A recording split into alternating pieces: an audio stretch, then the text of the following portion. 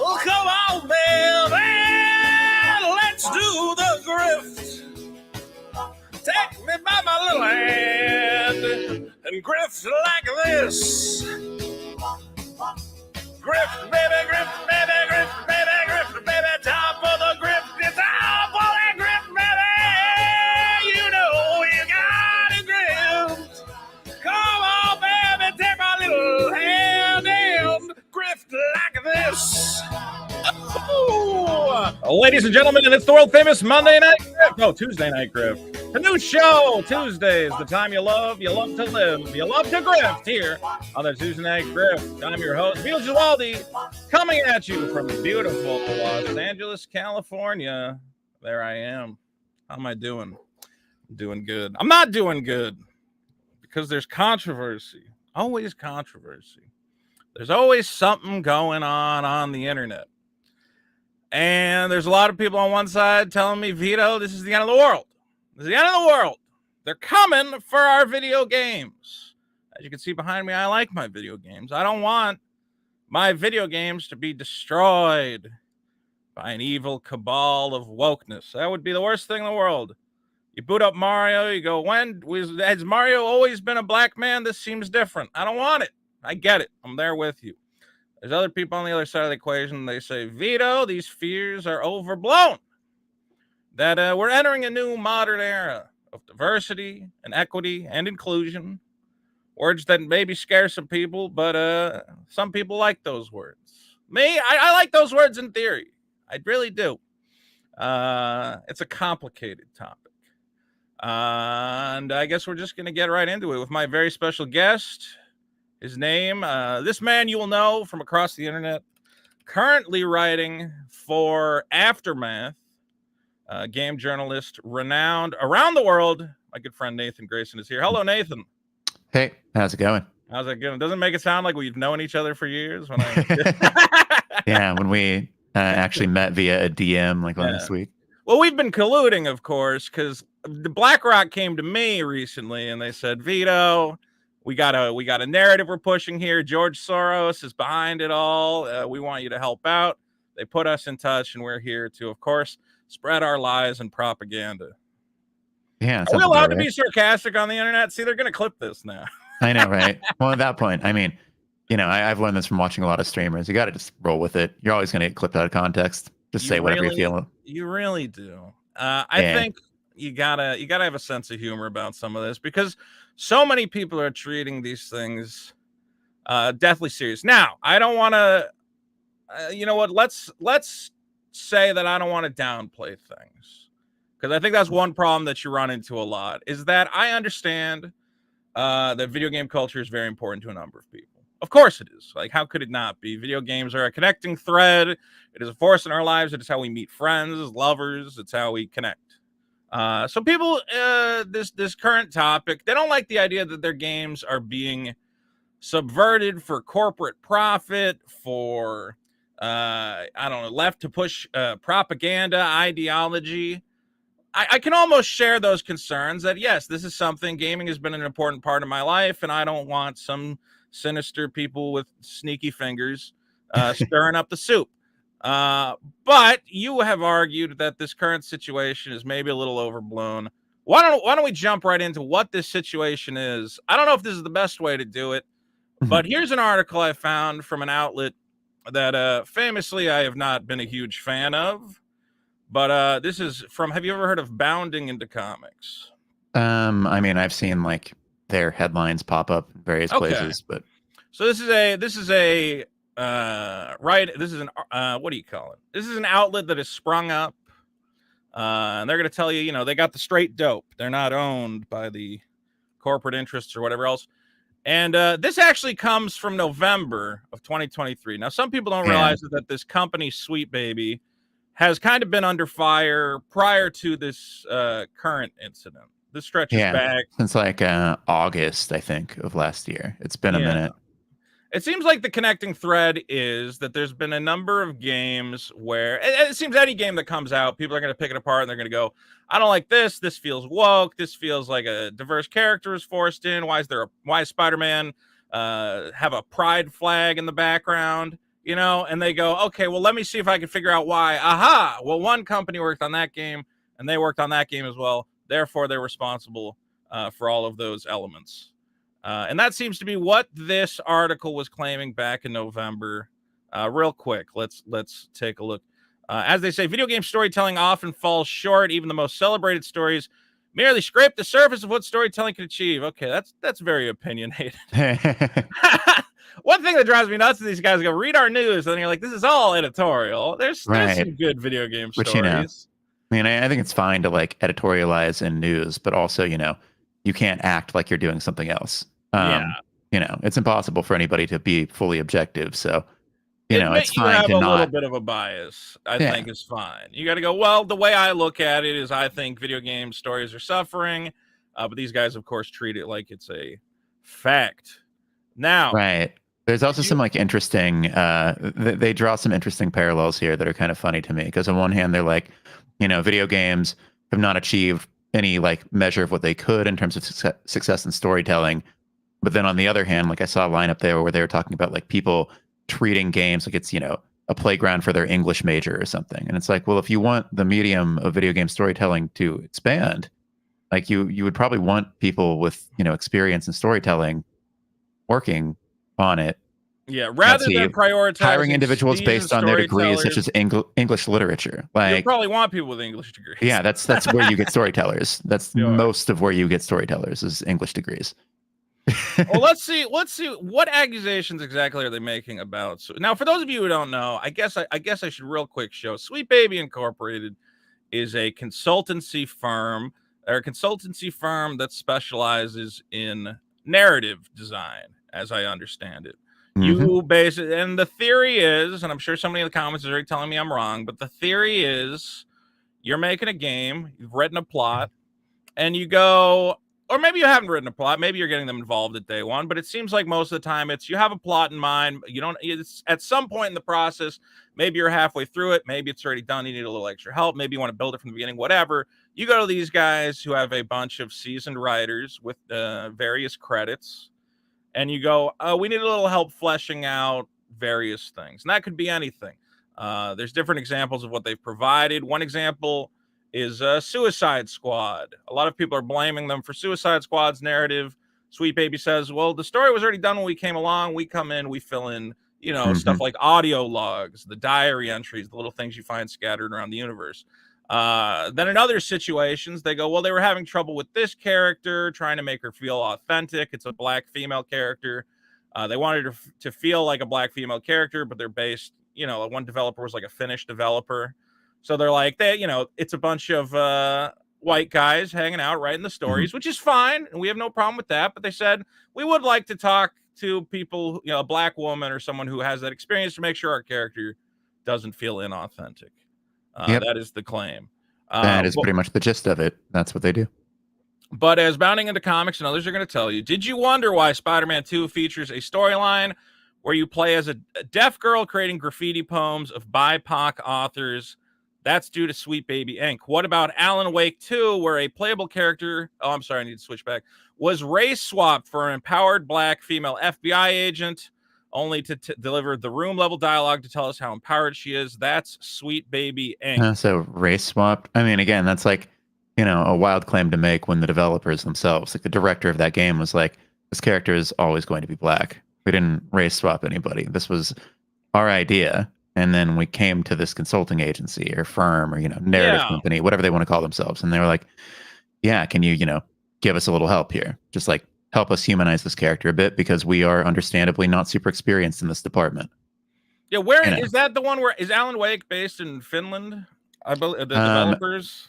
Wake. So Remedy is a Finnish developer. Yes. Okay. Yep. So they go, listen, Alan Wake. I have not played out either of the Alan Wake games, but they're set in America, right? Yeah. Alan Wake is, and it's African American woman in the game. Yeah, her name is Saga Anderson. Okay, well, it seemed. Look, I know everybody's already mad at me in the comments. But I'm going to say it makes sense to me that if you're in a foreign country, let's put it this way: if I was writing a game or anything about Japanese people, I have a loose understanding of Japanese culture. But if I had the opportunity to go to somebody who lives in Japan and I go, hey, I'm writing this thing about Japan. Can you tell me what's wrong?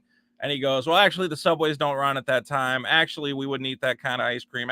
That's all useful information for your script. You want to have cultural consultants if you're writing something that is outside your purview. But again, what people are going to say is that that's not what happens. That they go to them and they go, we want to make Alan Wake 2. We got a great white character we're very excited about. And Sweet Baby goes, no, you don't. You do not have a white character you're excited about. You're excited about this black character. And they go, what do you mean? And they go, you thought you were going to put more white people in the game? You thought you were going to get away with that? We can't have that here at Sweet Baby. Nathan, is that not what goes on? No, it does not seem to be. Yeah. I mean, again, what happens is pretty much the situation we described. And that's even when they are consulting on matters of diversity in the first place. A point that they've made repeatedly is that in a lot of cases, they're just, normal writers. It's not even like a matter of, adding any sort of diverse element to a game. It's just like, hey, we need people who are experienced script writers to work on this video game script. And you have a team of people who have worked on all of these other major games. And those games, in a lot of cases, like in the case of something like God of War or Spider-Man or what have you, were very successful and had narratives that were broadly pretty well liked. And so, like, we want some of that experience on our game as well. Which, makes a lot of sense, especially in this day and age where video game productions are massive and like so many different parts of video games are outsourced now. And I'm not saying the entire narrative is in these cases. Most of the time, Sweet Baby is part of a much larger narrative team. They join a writing team that has different leaders and different goals and objectives, and they help them out with those. But I mean, like video game studios these days, you'll have a core team of some number of hundreds of people and then outsourcing studios with other hundreds of people, or less than that or more than that, depending. And they all come together to make something that is hopefully greater than the sum of its parts. And so, yeah, outsourcing is just kind of a natural extension of that when, productions cost $300 million and have so many moving parts that it is mind-boggling. Well, what was interesting to me, and I read your article on this, is there's a lot of people who are going to tell you, I mean, when this first starts off, the rumors are flying and people go, this is a massive company. They work with every game studio. They are writing the plots for all your games. And you get down into it and you find out it's about 16 people. And you go, 16 people cannot write every storyline for all these AAA games they worked on. It would just not happen at all. I guess that's been the most infuriating thing to me, is that I go to people and they go, well, I just don't want them to inject, this diverse stuff into my game. And I go, but what do you think they added? And again, they'll go, I think they made the black lady, I think they made the lady in Alan Wake 2 black. And again, the developer goes on record, and the developer doesn't really have any reason to lie. I mean, maybe now because Sweet Baby's facing backlash, but they said, again, that this is what they already intended the character to be. And somebody told me the character is actually related to an existing character. Is that correct? I don't actually know. I haven't played Alan Wake. That part I have not. I need to finish Control, and then I can play Alan Wake 2. There's a lot of games to play there. Again, the stuff with, and here's the thing that always drives me nuts is they go, well, they put all the pride flags in. That's the silliest one, yeah. Right. And this was, and also you saw the most recent Spider-Man Into the Spider-Verse. Did you see that? Oh yeah. Yep. That was a good movie. And at one point, I believe Gwen has a poster on her wall. Yeah, like a trans poster on her wall. Like protect trans kids or something like that. Yep. And they go, oh yeah, look, they forced that diversity, and that must have been a DEI inclusion. And I go, guys, have you met animators? Okay. It's a lot of gay kids. A lot. Okay, they like to draw. They like fanciful things. Okay, so they're just in that industry. So again, saying that there's so much to unpack, but saying that putting this in your game raises your DEI score and then results in a favorable investment outcome from BlackRock. I think in your article you said there is no like pathway to go to BlackRock and go, look at how much gay stuff is in my game. You have to give me money. Right. Yeah. Well, they're how would they quantify that? How would they determine which game is more gay than another game and deserving? Well, there are so many things here. Yeah. I mean, let's start with the thing on the screen because I want to explain this. So yeah, people have decided that among other things, Sweet Baby put the pride flags and other, flags related to diversity and sexuality and whatever into Spider-Man 2. So that definitely didn't happen because, for one, like the narrative team is not usually responsible for something like this. Like the pipeline to put a pride flag in a video game, it's very different than the pipeline to write a story or develop a character or anything else like that. Like somebody who's on the narrative team probably does not have control of this element of the game. That would be environment artists. That would be people on the other side of the studio doing other work. Those parts of teams collaborate sometimes, but apparently in this case, that is not what they did. And like, there's not really, this is more of an environment design thing. It's about the city. It's not about the story that they are telling with the characters that they're writing. So that's one thing. The other thing is that this notion that you would somehow, raise like a DEI score or fulfill a DEI quota by putting characters in a video game is patently ridiculous if you actually know what DEI is. DEI as a concept and as it is implemented in workplaces is horrifically misunderstood, purposefully so, because people want to spread a narrative about it that makes it easy to fearmonger about. So if we're talking about DEI quotas, the thing that people are often worried about is the notion of like, unfair hiring practices, hiring a bunch of people of diverse backgrounds instead of hiring white people who deserve the job. Here's the problem with being afraid of that. That's illegal. So already people don't do that. You can do it in affirmative action cases where like you can, by way of historical data that you have at your company, prove that there has been discrimination in the past, and then you can hire to make up for that discrimination. But that is not what most of DEI is.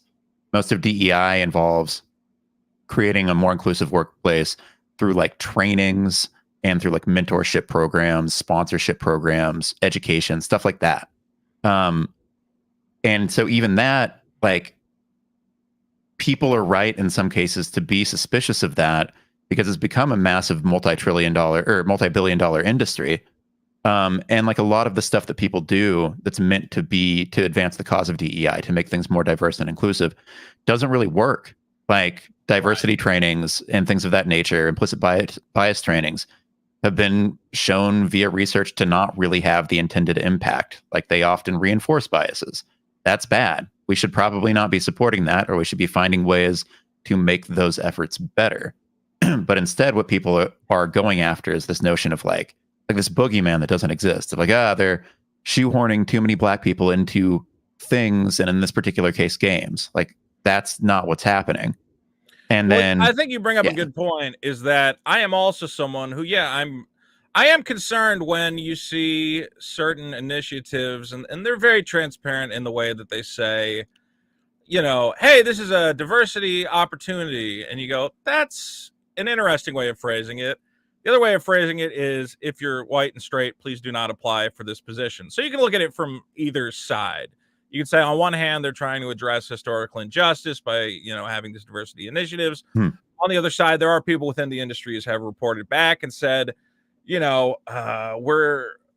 been certain mandates or quotas. I mean, some of them are even codified to say, we need to get diversity levels to this side. And that means if you're white, you're having trouble, or straight white male, whatever it is, that you're not a priority hire. Let's put it that way. Yeah. The problem with that, though, I mean, again, is that from the top of the funnel, it's technically not legal to do that. So you are, risking getting your company sued. Yes. And then B, if you look at actual data in terms of how these things shake out, it's just not really the case that, especially in an industry like video games, straight white people are not being hired. They're being overwhelmingly hired. They represent far and away the broadest demographic in the video game industry, not just in terms of working at companies, but also in terms of investment, which is the other thing that people are worried about here. Like if you look at data on investment, for example, let's see, here we go. This was for, if you want, there's a private chat on StreamYard and I can bring it up. If you post me the link in there. Yeah. I just kind of read off. Let's see. Video game companies led by all male founders brought in $4.1 billion in funding. Let's see. To the 1.2 million for companies with all female founders. So 4.1 billion versus 1.2 million. Yeah. One eclipses the other. And then you can adjust for all sorts of factors like, the number of companies and things like that. Even then, you get down to, let's see, all men-led companies would have received about 18.4 million each, while 5 women-led companies would have received 240,000 each. So it's still like it's a difference of 76 times. Like the industry just still, despite slight corrections that have been made in the directions of equity and inclusion, overwhelmingly favors white men, and probably will continue to, because those are the people who are at the heads of companies. Those are the people who make decisions. And like most of the decisions they make in the direction of equity and inclusion are usually around like tokenization, or like trying to make things a little bit more equitable so they make more money. But after they hit like a threshold of, okay, this makes us more money, they're like, well, let's, now stop, because we're not doing this out of the kindness of our hearts. We're doing it because we want money. Like, yeah. So ultimately, I mean, there's a lot to unpack. Ultimately, it seems like there's two different issues that people have. One issue is that they believe that the media they consume is being tainted by these leftist narratives. And there's a lot of throwing ideas around. I do want to say real quick, I got guys like World Round You and Vito. I learned to like you over the last 3 years, but this is gross and so obviously deceptive. Guy, we've been going 20 minutes. We just started talking. I want everyone, look, this is what drives me nuts, is guys, no one is here to lecture you. No one is here to tell you that you're the worst person in the world, that you're stupid, and we're not doing that. Let's talk about don't you want to know what's happening? Wouldn't you like to be informed? Because then when you have the actual information, you can nail guys like me to the wall. Okay, I'm going to try and give you as much information I have, and if you catch me saying something wrong, you can nail me. But let me screw up first before you get all crazy about it. God damn it. I'm sorry. Look, everybody, here's the problem about all these topics. Here's the problem. Everybody assumes that everybody's already on a side, that there's no possible way to have a rational discussion. Guys, we've gotten 10 seconds into this. We're just discussing what this company actually does. Because let's be clear, there are a lot of people right now who are saying, look, we have an article right here that says they put the deaf girl in the Spider-Man. They put the pride flags in the Spider-Man. They made the Alan White girl black. These are unfounded rumors and suppositions. Okay, there's nothing on record to make that to prove that. You can believe it. You can say, well, they say they didn't do it, but I want to believe it. But this guy's telling you it definitely happened, and the reason it definitely happened is because the same two companies worked on the same two games. Okay, that's called not good journalism. That's called connecting a lot of dots, making a lot of suppositions. Let's nail down what's actually going on. I think it's interesting. Okay. Yeah. It appears that's the fun part too. That's the fun part. Yeah. Well, because like also, my objective in like writing anything about this, which I did at Aftermath, is also just because like I want people to be more informed, like you're saying, about how this stuff works, because the way that games are made is pretty interesting. Like when you actually drill down into it. But at the same time, like you got to be willing to accept that the ways that they are sometimes purported to be made, especially by people who like want to make you kind of mad, are not going to be accurate, which is a bummer, because I kind of just wish everyone could like chill out and talk about how things actually work. I think that we would all be happier that way. As a filthy, disgusting leftist, okay, I get it. Sometimes I'm writing and I go, I want to put a bunch of weird gay shit in here. And sometimes I do it. And if I had control of your Superman and your Star Wars, I don't know what I'd do. Okay, so I get that you're worried about it. And that's what we're going to talk about, is how justified are these concerns? Okay. Yeah. As Sir Kekington says, of course we can take him right, because can't believe Vito is sweeping for Sweet Baby. I hate you guys. I hate everything about you guys. Also, what is very quickly, what is your cat's name? My cat's name is Scraps, and she's a bad cat. Scraps. Every time I stream, it is not the Scraps show. She thinks it's her show. She just hears me talking, and she's like, oh, that means he wants me to come over and shove my butt in his camera. I think that she's a great guest star. I'm enjoying her presence immensely. She's a good cat when she wants to be. All right. So let's just burn through this. It appears that Sweet Baby is not in the business of crafting compelling narratives, but rather to shield developers from online activism and boost their ESG scores, even offering special counseling like sensitivity reading. Too bad writers like Dostoevsky never had. Didn't Dostoevsky only write about Russian stuff? He doesn't need sensitivity readers. Okay, Dostoevsky was not writing about black women in America. What's particularly infuriating is their CEO's explanation for the company's existence. And there's a number of clips that I'm sure we'll take a look at in a second. But ultimately, it comes down to, let's see, here's what he recommends. Hopefully, companies will wise up, distance themselves from Sweet Baby Inc., recognizing it as a venture by unprofessional individuals who believe developing proper writing skills is beneath them. These are some wild conclusions. I know, man. And then he says, if you want to make video game stories better, please watch my video on how to make video game stories. But how are you a better writer than these guys? What is right? There's always like write? the call to action at the end to like support my product or buy my product or whatever. And like, I understand people got to eat, but like it starts to get a little transparent at that point what your actual goal is. I want to say this, guys. Here's one thing we got to take away at this point in the conversation. If you can't believe me on this, there's probably your mind's not going to be changed on anything. Is you have to understand that Sweet Baby is a small organization. It's 16 people. They're brought in a limited capacity. Again, not to add pride. Nobody is paying someone to tell them to add a gay flag to their game. Yeah, you could just easily do that yourself for no money. Right. Like, you don't need someone. Adding a pride flag to your video game makes you free money, then every video game would have pride flags, right? Because, your TI score goes up and you get a Black Rock. You don't need to hire a consultancy firm to do that. Yeah, everyone would just be doing it. That's the other part, is like, why would this firm exist if all of these conclusions were so obvious? And again, the games they've worked on, let's be clear.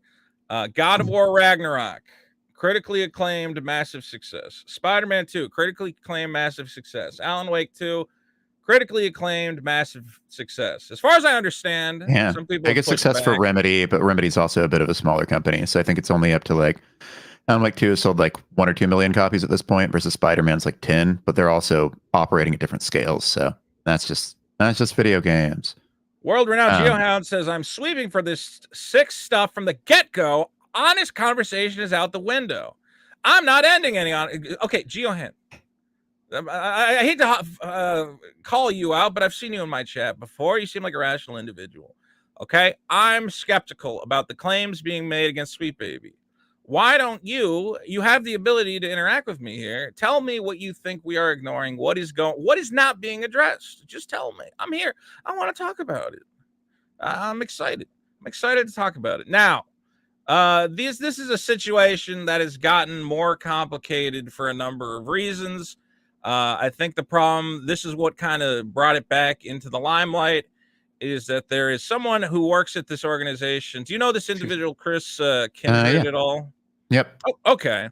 So this person, they work there as. Do you know what their job is there? It's just I don't really know what general. They go by they them or he. I forget. Anyway, I don't know what their job is there. No, I assume, as with everybody else, it's just like basic narrative stuff. Right. Writing and whatnot. So they work at this organization. Obviously, they believe in the work they're doing, and they stand by it, which is fine. Then they said this Steam curator harassment group. There was a Steam group started called Sweet Baby Detected, I believe was the name of the game. The goal of the group, and why don't I just bring it up, because you know what, I haven't really seen it. Sweet Baby Inc. Detected for letting people know if a game is involved with this company. And then somewhere, can't you see a list of games somehow, or do you have to join the group in order to see that? You should be able to see the list if you just scroll down. It's like right up. Oh, here we go. A tracker for games worked on by Sweet Baby. So the idea is, you know what, it's not working. But the point is that you go to this group if you are concerned about Sweet Baby. Again, Gotham Knights, Afterlove, Assassin's Creed Valhalla. You can subscribe to this group and they will tell you what games they worked on. Yeah, or even games that they suspect that they work on, which is sort of, I saw people saying they worked on Starfield. That ended up not being true. There's a lot of rumors and speculation. I like to cut through the nonsense and get to the truth of it. Okay, so, and I'm going to say this is unwise. I don't know if you agree, but here's what they said. This Steam curator harassment group, Sweet Baby Inc. Detected, is led by this person. Put the person's Twitter. Here's them trying to be slick so they don't get reported. Even with the discriminatory language filed off, the group itself still fails the code of conduct. And I guess this was followed up with, please report the F out of this group and report the creator. Now, Nathan, do you take any position on this? You don't have to if you don't want to. I mean, I guess my thought is that, in the case of something like this, and it's hard to do sometimes, especially when you see that number of people like saying stuff about you, but I probably would have just ignored it. Yeah. And part of that is because Valve is also not super great at moderating Steam in general. It's just not a thing that they do much of. And so even if they have a code of conduct, they don't enforce it that well or that consistently. Yeah. And so your chances of getting them to remove something like this are already pretty low. So that's one problem. And the other problem is just like, yeah, it's just going to piss people off and it's going to become a whole thing. And like, This is a thing yeah. where, as somebody, I don't know if this is a younger person, I don't know if this is somebody who's experienced this kind of internet hubbub. I have, and I've learned that there's some things that if you just let them roll over you, you're going to be a much happier, saner individual. Yep. Obviously, look, I'm going to say I can understand. Let's put it this way. If somebody said, here, I made a Steam group for every video game Vito's ever worked on because I hate Vito. And if you don't want to buy his video games, this is the Steam group to join. I would go, that kind of sucks. I don't like that. I might even make a tweet where I go, can you believe this? I'm just down here trying to make video games. These guys, again, you're really taking over the line. People are very precious about losing their Steam accounts. People don't want to feel censored. They don't want to feel like, I just made a group that says what games you worked on. That's not against the rules. And I don't know, maybe there was something in this group specifically they objected to, but ultimately I have to say this is a really unfortunate thing to tweet. I go, oh, you're going to make this real bad. You shouldn't have done that. Quietly complain to your friends and colleagues. Don't urge. Pretty much. Yeah. I mean, I think that there's a mindset here of like, especially when you're like a developer with a platform and like you care about issues such as these, like wanting to make things better for the people around you. And like, game developers face a lot of harassment. It's just kind of a thing, especially in this day and age. I know people who've worked on games like Destiny who like got doxxed and had people making calls to their address or to their homes about like balance updates and how they should die for them and all this scary shit. Yeah, you hear about stuff like so I mean, that. I get it. Like I get the impulse to want to head something like this off of the pass. Even if not for yourself, then to make things better for other people. But yeah, like at a certain point, it doesn't really work because of the way that things are on online platforms and in the world. And it's just kind of like you said, sometimes you just got to let it roll over you. You're friends with this individual, so obviously you're not going to agree with me. No, I mean, I'm, to clarify, we're not friends. I just know him. Fair enough. In the video game industry, let's be clear, is small. You meet a lot of people. So, well, also when you're to also be clear, like my job is to be a reporter. My job is to know people and to talk to people and to talk to them about what they do and to hopefully accurately represent what they do and to quote them well and all of that stuff. My personal opinion on what happens when a guy commits probably a PR disaster of unfathomable embarrassment is you go, Sweet Baby Inc. would like to announce that we have cut ties with Chris Kindred. It is bizarre to me to not do that. Frankly, this was just, do you think this PR disaster is undeserved? Do you think this is people are taking this out of context? I think the problem is like if you attribute all of this to just that one instance, like that's the narrative. But I mean, as we saw, like there were articles and other like and then long threads on multiple places like Otaku in Action and Kiwi Farms and other places like that about Sweet Baby long before any of this. Like certainly things blew up in the past couple weeks. Yes. But I think that to attribute it entirely to this one tweet is like, that's kind of unfounded. And it's so at that point, you can't really like the problem there too is that if a bunch of people come after one of the people who worked for your studio as a result, especially of you, seemingly trying to stand up for the studio that you're a part of, then that means that what could be perceived as mob tactics work and that like people can come after anybody who works for your studio if they have a plausible sounding enough reason to do so. And like, it's one of those things where ideally I think that if you're at a company, you want your employer to stand by you. I do understand, especially because it's a small team. Obviously, I don't know if the whole team falls apart if you fire one guy. It might be one of those things where you go, hey, Chris, can we just like quietly say we let you go and maybe we bring you back? Why don't you take a leave of absence or something? I mean, might be that's the also way to handle it. I mean, even though I think there's sometimes you got to complicated. capitulate. Look, in terms of survival, let's be clear. At this point right now, if I'm Sweet Baby Inc., they can try and, I don't know, weather the storm as best they can. But at this point, what company is going to hire them, knowing the second you hire them, you're associated with all this bad press? If anything, I don't think they're doing enough to get in front of this and go, here's what we actually do. We do not approve of the action of this individual. We have either put them on a leave of absence. We've sent them to, under, I don't know, some sort of counseling or some, I don't know what you do. I would just fire him. But again, I'm trying to save the company. I think that's hard, though, because I don't think that the action that Chris took here is necessarily unreasonable. I think that with the benefit of hindsight, it ends up looking really bad. But I think that there are also other ways this could have played out where just like nobody noticed or really cared, and then life went on. And at that point, would that be a reason to like fire somebody or temporarily remove them or have them go to counseling or whatever? That'd be kind of ridiculous. Well, I think me and you are in different parts of the internet. I'm in a part of the internet where anything that could be perceived as censorship, as not allowing people to criticize your product, as working, trying to mobilize again, because what this guy did setting up this group, you have to say, well, this is kind of a form of free speech. He's assembled a list of companies. Yeah, he has every right to do this.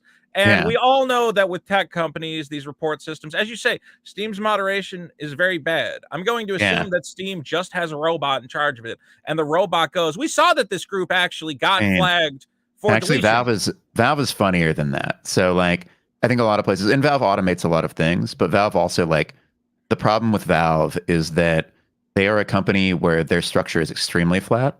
And so as a result, like, things often don't get done unless somebody decides, I want to go do this. They don't have as many, like, they've formalized their process a little bit in recent years, but for a long time, the way it worked is just like teams would form around a project people wanted to do. And if people decided they didn't want to do it, they'd stop doing it. And like, it's very free flowing in that way. And so as a result, all of these like very essential functions just wouldn't happen. And so like there could be a little bit of that here, but that's speculation. I think I hope that they have their moderation more under control than that these days. Well, my understanding of a lot of these tech platform tools is that if somebody reports the group and it's one guy reports the group, probably going to go ignored. But I think when a number of flags, when you have a coordinated, let's all report it, they go, oh my God, there's 100 flags here. Now we got to look at this. So it is an attempt to kind of abuse what we know about these tech platforms, the fact that they aren't checking this stuff very closely. And you could get this group removed, and I think unfairly removed. Now, I guess it depends on, again, out, listen, here's another opportunity. Why not an apology? Chris comes out, goes, you know what? I was upset that my company was being denigrated. I feel very deeply about what we did, but I should not have taken the step of urging people to report this group. That was wrong. And I mean, I think that his other, like, I think that seemingly, and I think based on what he said, the reason that he decided to report the group was that he thought that it was like where a lot of harassment was coming from, that it was like, the kind of canary in the coal mine or whatever. And so like, at that point, I get it. If indeed harassment is arising from that group, then that is against the code of conduct, and that is a problem. Now, the issue with the modern internet is you can never really trace harassment back to a specific location. Very few people are going to be like, I love to harass people, and I'm, going to go out and harass people today. Like, people don't say that. They do stuff. And then also a lot of like the main sources of harassment of this type that you get, places like Kiwi Farms, they just are off doing their own thing. They don't have rules against this, so it just happens. Oh, we can't talk bad about Kiwi Farm. I'm just kidding. The guy who runs Kiwi Farms absolutely hates me. Right. So we're united on that front. I'm going to get help. But anyway, point being, like, that makes all of this really thorny, and that's the hard part about any of this. Is it's all really complicated. And so when you say like, a simple solution would be to just like get rid of this person who decided to, seemingly try to abuse the Steam report system or whatever. It's like, well, no, it's not really that simple, and it probably wouldn't have solved the problem anyway. It's like, it's just really hard, and it's really hard to have these conversations in like a public forum as a result, especially in the way that they happen online, where it's just tons of people yelling at each other and not really accomplishing anything, because like, this is what happens in the end. Everyone just gets mad and feels like they are justified in feeling mad, and then nothing improves. Well, okay, so my position is, from a PR standpoint, I would do something. You're saying in the terms of the greater narrative that we should get people to understand that this is not that big a deal, and that maybe these concerns were valid. I think Yeah, the I think problem so. is we're asking a mob to do that, and it's not going to Right. happen. So I would And just, yeah. if I was the company, I'd go, well, I just want the mob to stop yelling at me. But that's Well, my capitalism brain. Maybe right. this corporation is less committed to that. Well, I mean, the other Okay, part of it yeah, go is ahead. like, a thing that you said earlier that I want to touch on is this idea that, all of the negative publicity is going to like ruin their company or whatever. And at least when I talked to them at that point, which was last week, so, things could have changed. That wasn't the case. They were like, yeah, broadly speaking, because of the way that the video game industry kind of works these days, where a lot of companies, again, get harassed or have harassment issues or like, face harassment from various parts of their audience, they all kind of recognize what this looks like. And they're Yeah. all sort of like, yeah, we get it. We've been there. It's fine. We're still going to work with you. Don't worry about it. Like, You kind of make a very interesting point there, is that these companies have seen this kind of outrage before for various things. mhm, And it is possible that, maybe it blows over and there's just a new target next week. I don't know how long and also the question is, how much buying power do these outraged people have? Now, we saw a situation like with Bud Light where it turned out to be significant. There was enough mhm. people to be upset about Dylan Mulvaney to affect the sales of Bud Light, but that was a very rare instance. We talk Yeah. sometimes about this boycott of the week, where it seems every other week it's we're boycotting this, we're boycotting Hmm. this. How many of them actually go through? This one, for some reason, to me feels a little more serious. I know gamers are very committed, but then I'm trying to think back. Who was a target previously? There was Anita Sarkeesian, worked on a number of games. I don't think a lot of people stopped buying games because of that. There Right. have been consultants in the past, so I don't know. It's Yeah. still up in the air where it could go. Well, I mean, I think there are also a couple. Again, there's always at least a couple issues. I love that phrase, apparently. But there are a couple issues with that. One of them is that, like, okay, so you take something like Bud Light, a beer. It's on the shelves. You can either buy it or not buy it. It's pretty simple. Yeah. The games that had Sweet Baby involved have already been out for a minute. Games usually sell the bulk of like what they're going to sell, especially AAA box products, within like their first couple months, and then after that, sales decline pretty steeply, and that's like the bulk of the profits that people are going to make. Except on live service games, which are a different story. But Suicide Squad already failed in that regard because it's not a very good game. And I so think then, blaming them for Suicide Squad, when you go, oh yeah, having Rocksteady make a live service shooter was not the problem. It right, was the right, fact exactly, that Batman got shot in the wrong way. yeah. Uh, But yeah, so the next games that come out that have like Sweet Baby involved may not be out for years, at which point people probably won't care about this anymore because so much other stuff is going to happen. So many things that will, just be of much greater significance. And we'll be like, oh yeah, that was a weird thing, or that was a bad thing, or that was something that made me mad. But like, you're and they not can going to also keep feel any working with sort of way about it studios. anymore.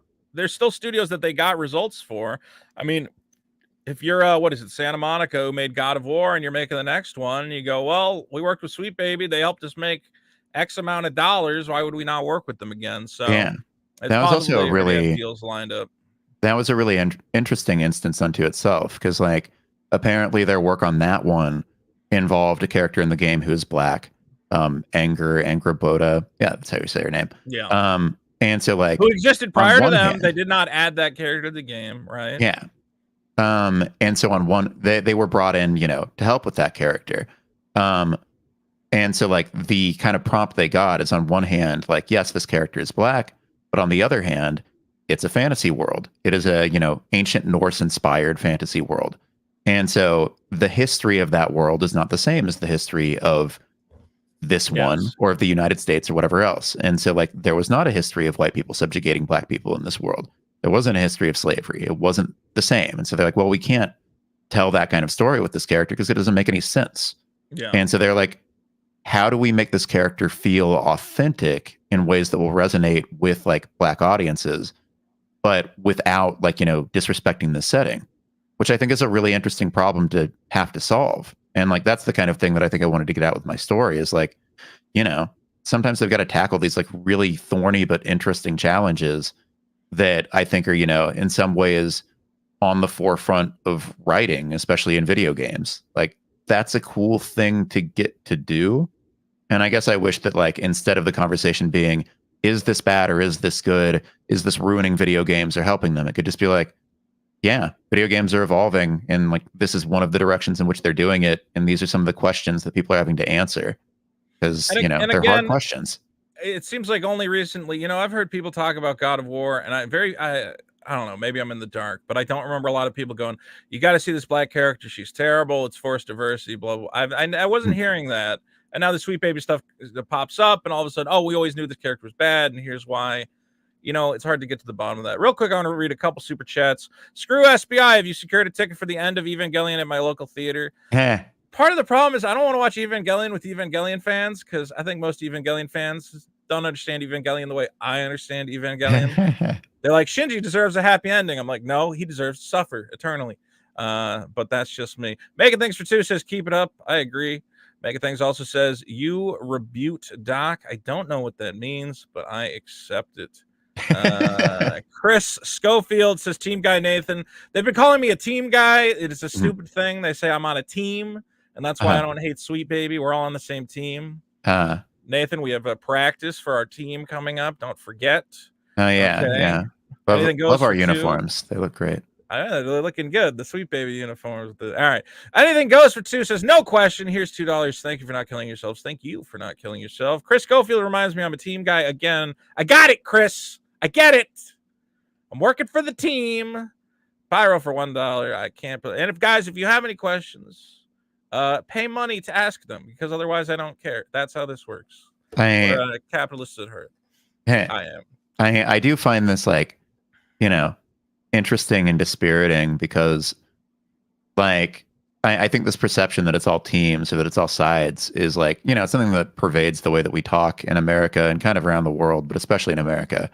And like it's especially often in America not true. we have a two-party system, which makes everybody think all political opinions are contained on a line. There's a blue side of the line and a right side of the line, and you're somewhere. No, it's a circle. It's a super broad spectrum. It's a rainbow. It's a super gay rainbow, and you can be anywhere on the rainbow, and the rainbow is infinite in a million different directions. And it's all throughout Spider-Man. But you know that makes it really like. It boils these conversations down in ways that, yeah, like are kind of on their face ridiculous. Like the idea that we're like part of some team or some cabal or some like pre-orchestrated thing. When in reality, it's just like, yeah, again, we talked for the first time last week and it was because we were like, oh, hey, this thing is kind of weird or kind of, you know, pervasive in a way. I'm going to make the assertion, Nathan, that I don't think we're on the same team. And I was actually, when I reached out to you, I said, there's no way this motherfucker's come on here. I'm allowed idiot on YouTube. He's like a video game journalist. We run with different crowds, but thankfully you've come on. I think we're having a good discussion. MK Basic for 5 says it still sounds like a grift. SBI is the nerd embodiment of 80s ski movie villains. Okay, first of all, that's really funny. But that's so interesting because again, the only reason that people believe that they're this embodiment of 80s movie villains is because they've been portrayed that way by a bunch of people for months. Like if you look at what they actually do in games, you know, which is like really nitty gritty work of like helping with scripts and stuff like that, like boring shit, sitting down at a keyboard every day and being like, hey, how do we want to handle like this scene in this game? I don't know. Let's have a meeting about it. Like, it does sound interesting what they do. Yeah. Now, look, I can understand that people go, well, who's in those meetings? Who gets hired at these companies? Is it all left-wing guys who all believe the same thing? And I can understand those concerns. I know, you know, guys who are conservatives who have been pushed out of spaces where they feel like their voices aren't being heard. And I think that's valid.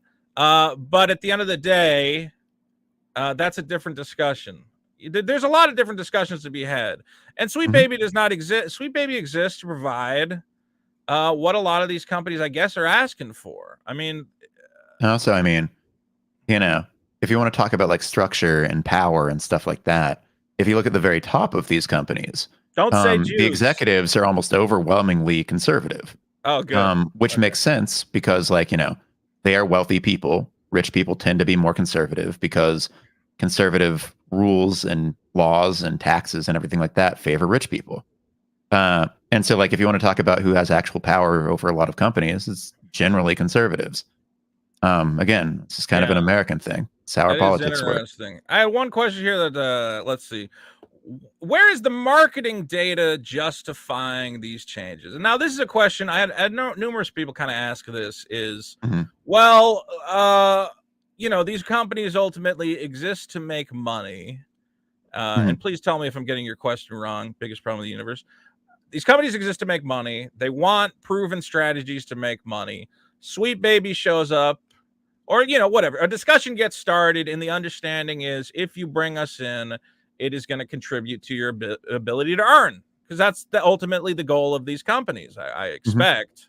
So do you know of any sort of data they're looking at that says, you need this? Like, has anyone ever expressed to you, here's why we care about these things? I mean, so like, this operates on a few different levels. For the writing teams, again, a lot of them just want to write the most authentic characters in their minds that they can. That involves bringing in people with lived experiences that resemble that of the characters they're writing. But then if we want to talk about like marketing data and earning potential, like, so on the internet, there's this pervasive notion of like, go woke, go broke or whatever, that is not at all borne out by data. Like, it's borne out by the idea of a few like movies and things that failed recently. But again, like with Suicide Squad, they failed largely for reasons that did not involve their relative wokeness. They failed because they weren't good, which is the way that these things should work. Or they failed because people were tired of them. In the case of a lot of recent Marvel movies, like they were bad movies and people are tired of them. But if we want to look at the flip side of that, which is like diversity making money, look at all of the other Marvel movies that happened before that made hundreds that made over $1 billion per movie. They made ridiculous amounts of money. And that's why people are like, if you want to talk about the money side of this, that's why people are doing this, because those things made more money than any other movies almost in history. Like, you don't need that much nitty gritty data at that point. A lot of executives don't go off nitty gritty data because they're not very good at their jobs. They look at the thing that's popular and they say, I want that because I want that to make me the same amount of money that it made them. They're often wrong because people get bored of stuff. But yeah, that's the other part of it, is inclusion often makes money because it brings in more people. More people means more money. It's a pretty simple equation. Inclusion can also be, kind of cynical, where like Marvel goes, well, we know we're putting this movie out in China. We're going to have a Chinese actor in this kind of bit part. And then actually in the Chinese version of the films, those parts are actually expanded. I don't know if you knew that. Like, I believe it was Iron Man 3. Or no, maybe it was the second Avengers movie. Either way, they have, a Chinese like scientist lady. And if you actually watch the Chinese cut, her role is expanded and she does more because Chinese people go, someone who looks like me, an actress I know. Okay. I mean, almost, maybe not the best kind of diversity. It's diversity in a very cynical way of, put a Chinese lady in it to make some money. But I don't mean to like misrepresent what I'm saying, especially at the executive level. Diversity is a deeply cynical initiative. Like when companies are doing it, like you're saying, it's mostly about making money. And the people who are like, saying we need more of this or more of that, if they are on the executive level, are doing it, again, not out of the kindness of their hearts, not because they care, not because they want to force an agenda on people or brainwash them. It is because they want money and they have found a way to make it. And that's also why, again, like, that's why in a lot of cases, DEI is a big thing at companies, because it's a way to make money, not because they care, not because they're trying to like transform the country or something, which is also why it's deeply flawed. That's why, again, implicit bias trainings don't work, but they're still part of all of this, because like the actual work of, for example, transforming a company to make it more positive and would help people and make things better for everybody is really complicated, difficult structural work that like people at the top don't want to do because they lose money on it. And that's never the point of any of this. The point is always to make money. I think that the problem is people expect there's only ever one reason for something. And I think you have an intersection of interests. Okay. You have writers who probably genuinely want to write a good story. And part of that is going, well, you know what? I want a gay character in here for this reason. I want a black character in this here. But also I want to make sure I don't write them badly or inauthentic. Somebody sees and they go, no black person acts like that. You have no idea what you're doing. So I'm going to go to these guys and I'm going to have them help me out. And then there's the cynical aspect of it where your boss comes down and he goes, listen, we want this to play well in this market. There's a lot of dollars in this market. The gay community is out buying in droves. Can you find a way to do something, get a character? you know, and we don't know exactly what discussions are happening. It's different for each project. But you know, I think we can say that when Marvel says, "Hey, let's put a, you know, famous Chinese actress in the movie and, you know, expand her role in China," we know what that's for. It's, you know, a cynical executive. Not even cynical, it's just, you know, this will make Chinese audiences excited, and that's an audience we want to Right. court. You know, Yeah, and you're because like you also have the issue of, and I think part of the reason why a company like Sweet Baby exists is because when you are part of a group that is marginalized in some way, you can tell when people are trying to like tokenize you or like get money from you just by putting, one right. character into a thing and being like, there they are. Don't you like them? Watch them dance. Like, that doesn't feel good. And so you want characters to feel human and authentic because that's how you actually make money off of people. They want to see themselves represented on screen in a real way, not in a like forced and shitty way. I think that's what's interesting is that, yes, we have a capitalist system that wants to widen the pot and get as many people watching as possible so they can make as much money. So, you know, where does it go from, you know, authentic to pandering? Where is the middle ground? How do you do it right? How do you do it wrong? I Hmm. do want to, real quick. So this has been a big thing. This is something that was dropped on me, and they go, Oh Vito, yeah, yeah. how can you not understand? This is a protection racket. What would you call it? This is the mafia, Yeah, basically. people were calling it like extortion. Yeah, Extortion, that would be the word. They are yeah. extorting people out of now. Unfortunately, as with all clips, we have no context around it. But I think even hearing it, we can kind of understand what's being said. This is from Game Developers Conference, and this is, I Mhm. believe, the CEO of Sweet Baby. Yep. Yeah. What I forget her name, but let's hear what she has to say about her company. If you're a creative working in AAA, which I did for many, many years, put this stuff up to your higher ups. And if they don't see the value in what you're asking for when you ask for consultants, when you ask for research, go have a coffee with your marketing team and just terrify them with the possibility of what's going to happen if they don't give you what you want. If you're a creative. Okay, Mhm. now I can understand why people are saying what they're saying or why they're making these assumptions that these companies, a company like Sweet Baby exists not to try and make stories better. She didn't say, let's make stories better. She says, we need to terrify people into accepting our help. Now, how would you interpret what she's saying here in the broader Yeah. context? Well, as with everything ever, there are a few things here. Yes. One of them is that like the terms on which this conversation is happening are really out of sync with like the way that these conversations happen within video game companies.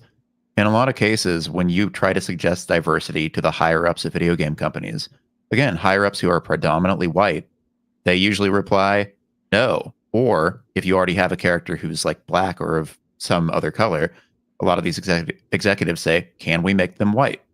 Or that's too many characters of color. Can we make one of them white?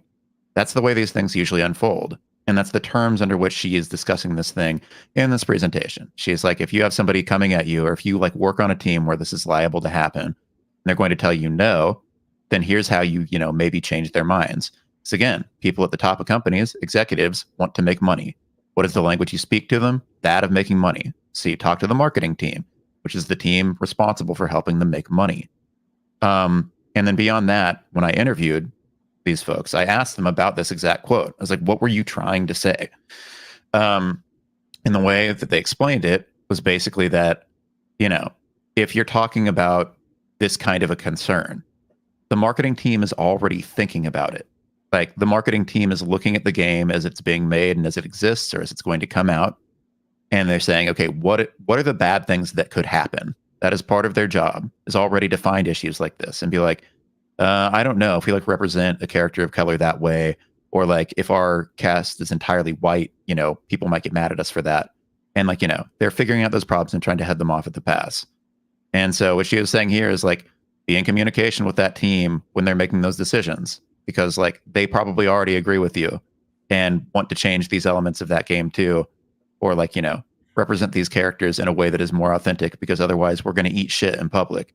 It's not a matter of like, it's not a matter of force something into a game because, otherwise you're going to somehow exact retribution against them. Instead, it's a bad thing is going to happen. Let's try to prevent it from happening before it ever occurs. And that bad thing is an audience getting mad at us because we failed to represent this group in an accurate way. Well, I guess this clip sounds less sinister if she genuinely believes what she's saying. If what she believes, what she believes is if you're not taking steps to improve the diversity of your game, or not having these voices involved, you're going to suffer in the marketplace. And if you know that you're going to suffer in the marketplace, the way to get us involved, if you're not getting traction from your team, is to talk to the marketing department, because they probably share the same concerns I share. Also, important context. This was a talk at GDC. And so GDC is not like a marketing show. It's not advertising yourself. She wasn't advertising her services. She's giving developers at large, because GDC is the Game Developers Conference. You go there to learn from other people in your field. So she was giving developers at large advice on how to handle matters of diversity, like in terms of content in games, not in terms of hiring, at the companies that they work at. Yeah.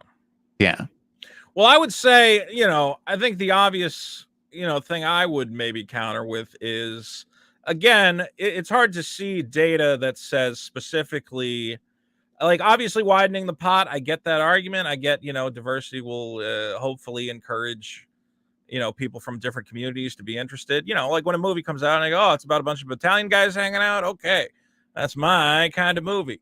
It's about a fat guy who eats pizza all day. I identify with that experience. Sure, I get it. I don't know, again, it's a personal opinion. I think other people are going to say, well, it's not nearly as ride or die as she makes it sound, that this is not as crucial a service. I mean, I guess my excusing of this is that I say, you say it's not a marketing thing, but it kind of sounds like she's telling devs, like, here's what we do, and if you want to be a part of it, here's a way to get your company to pay for it. Get them worried about what'll happen if you don't hire us. That's the way I interpreted it. I mean, certainly, like, giving a talk like this at a thing like GDC can help you get more business. Yeah.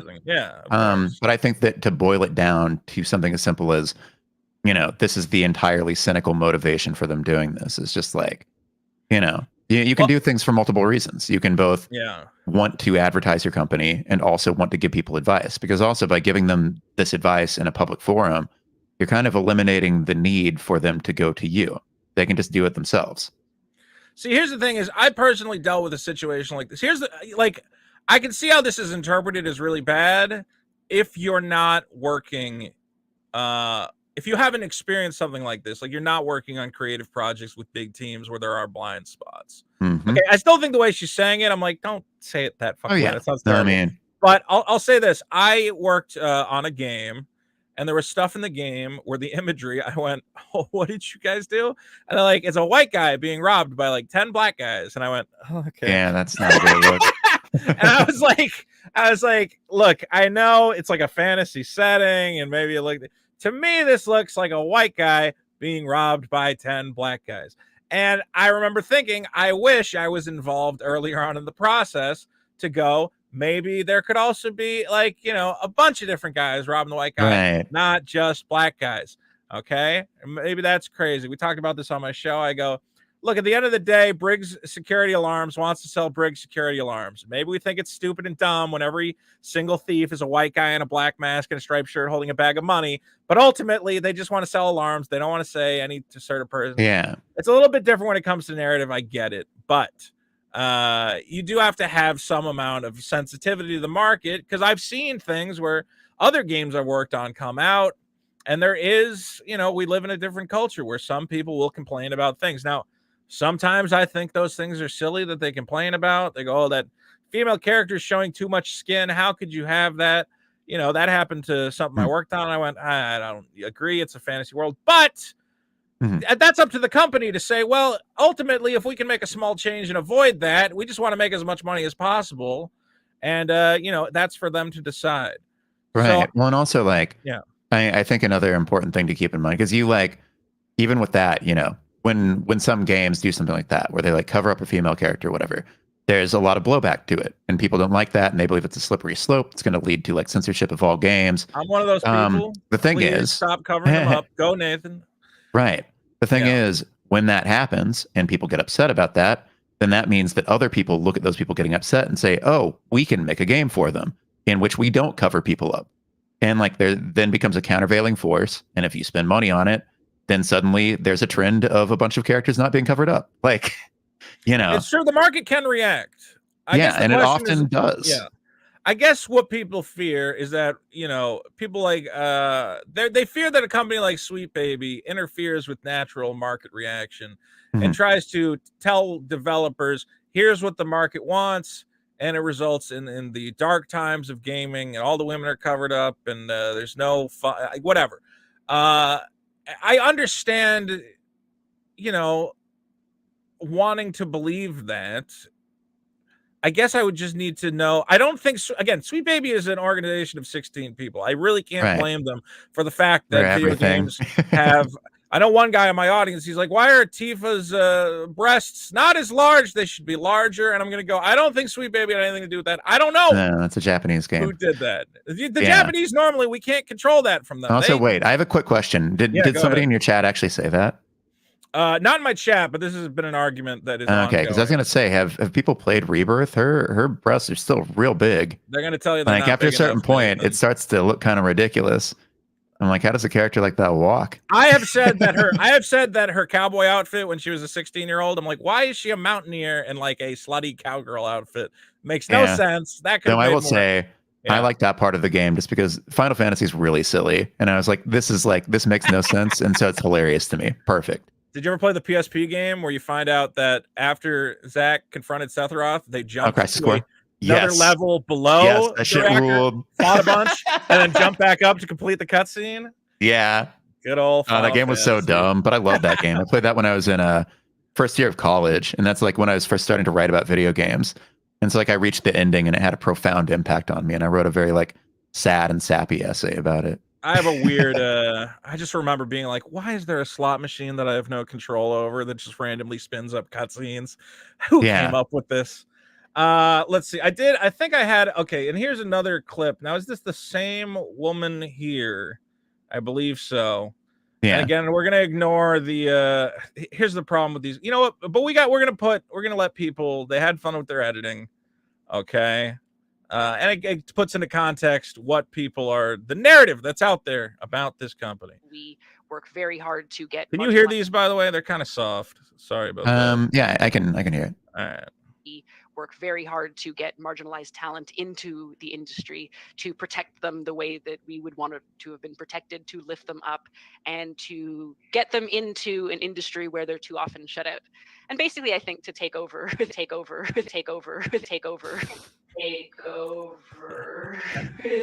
the hopes that some really dope people will be able to lead into kind of a new era for an industry that's been kind of, the same way too long. Okay, and it's communism is doing this, apparently. Yeah, of course. Finally, Marx's dream of having people of color run the video game industry can be accomplished. That was my favorite part of the Communist Manifesto. So let's try to analyze and how many views does this have? This is, again, just let's see, 1,000 retweets, 170,000 views. So, let's see. See this clip explaining how they force their opinions in their games to take over them. Consider giving this account a follow if you want to see wokeness exterminated in every medium. Okay, we have to exterminate wokeness. Sure, fine. Now, look, the charitable reading, and that's the thing, is like, it's so easy to take these things and go, see there, they've admitted it. They want to take over the video game industry. It's also just notable that all these clips are like 30 seconds or less long. Right.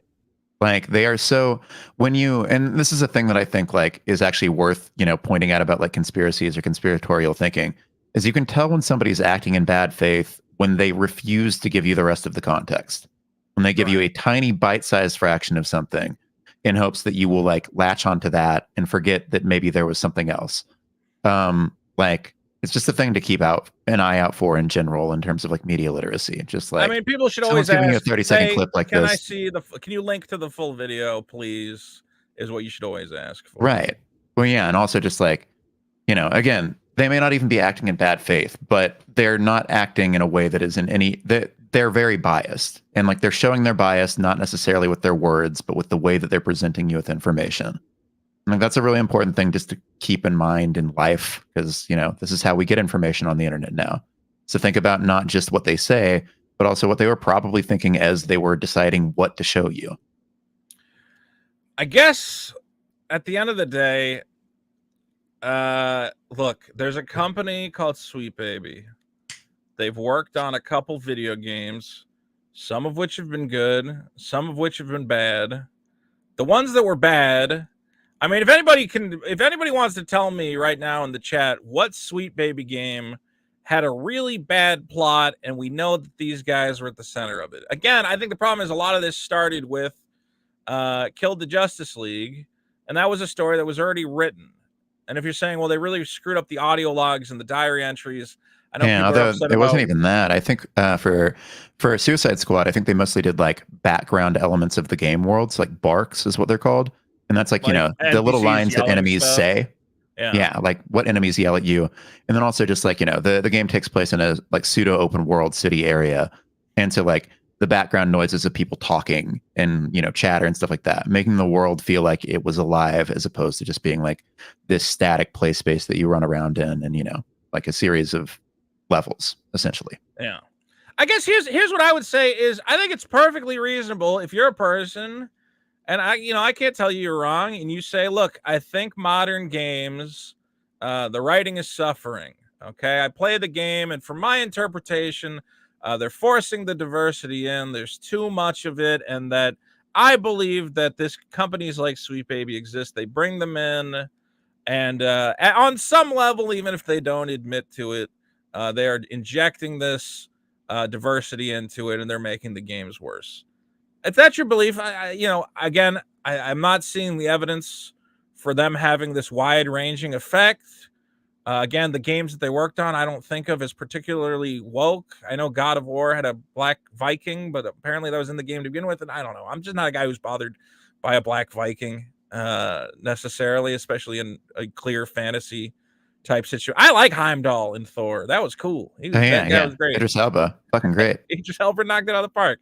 It's like when they said we can't have a black stormtrooper. I'm like, I just don't care. Right. Well, this is also like this is, I think, a pretty instructive example because, like, on one hand, I liked a couple of the Thor movies, but also can hold in my head the idea the most recent one was garbage. Man, most recent Thor movie sucked.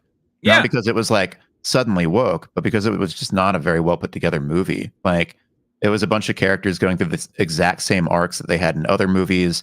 A lot of the villain wasn't very good. The way that it progressed didn't make much sense. You could tell it was a movie stitched together from like 4 other different efforts to make a movie.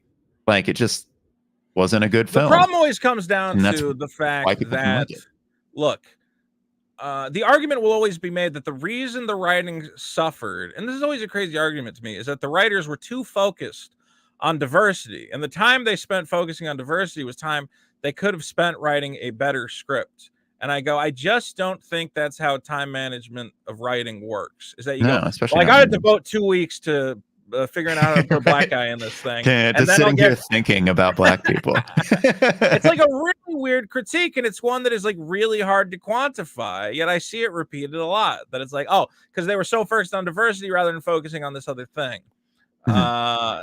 And in a way, wouldn't Sweet Baby be an argument against that? That you don't even have to focus on diversity. You can just farm it out to these people, and you can focus on the plot all you want. Like that would mean Sweet Baby is actually good. If the problem is a time crunch issue.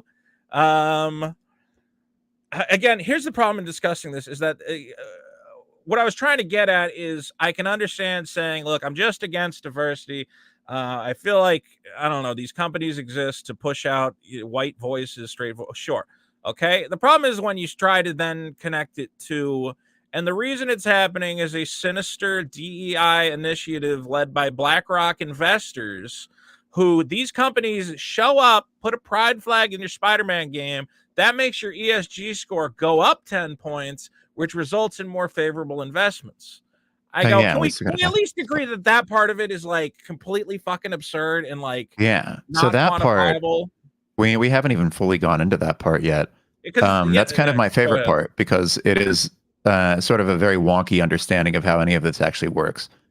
So yeah, like BlackRock and Vanguard especially are not like monolithic investment companies. They are means by which regular people invest in things. And so if you're a regular person or even an institutional investor, you know what you do is you hand your $1,000 to a firm like BlackRock or Vanguard, and they say, okay, we'll put it in the S&P 500 or NASDAQ, which themselves are just listings of the top companies. And so there's not like, well, you made a very good point, is that, you know, people go, see, they invested a ton in Microsoft. And you go, they're a fucking investment firm. What investment firm is not investing a shit ton? I have a shit ton of money in Microsoft, and I didn't do it because Alan Wake has a black girl in it. That was not part of it.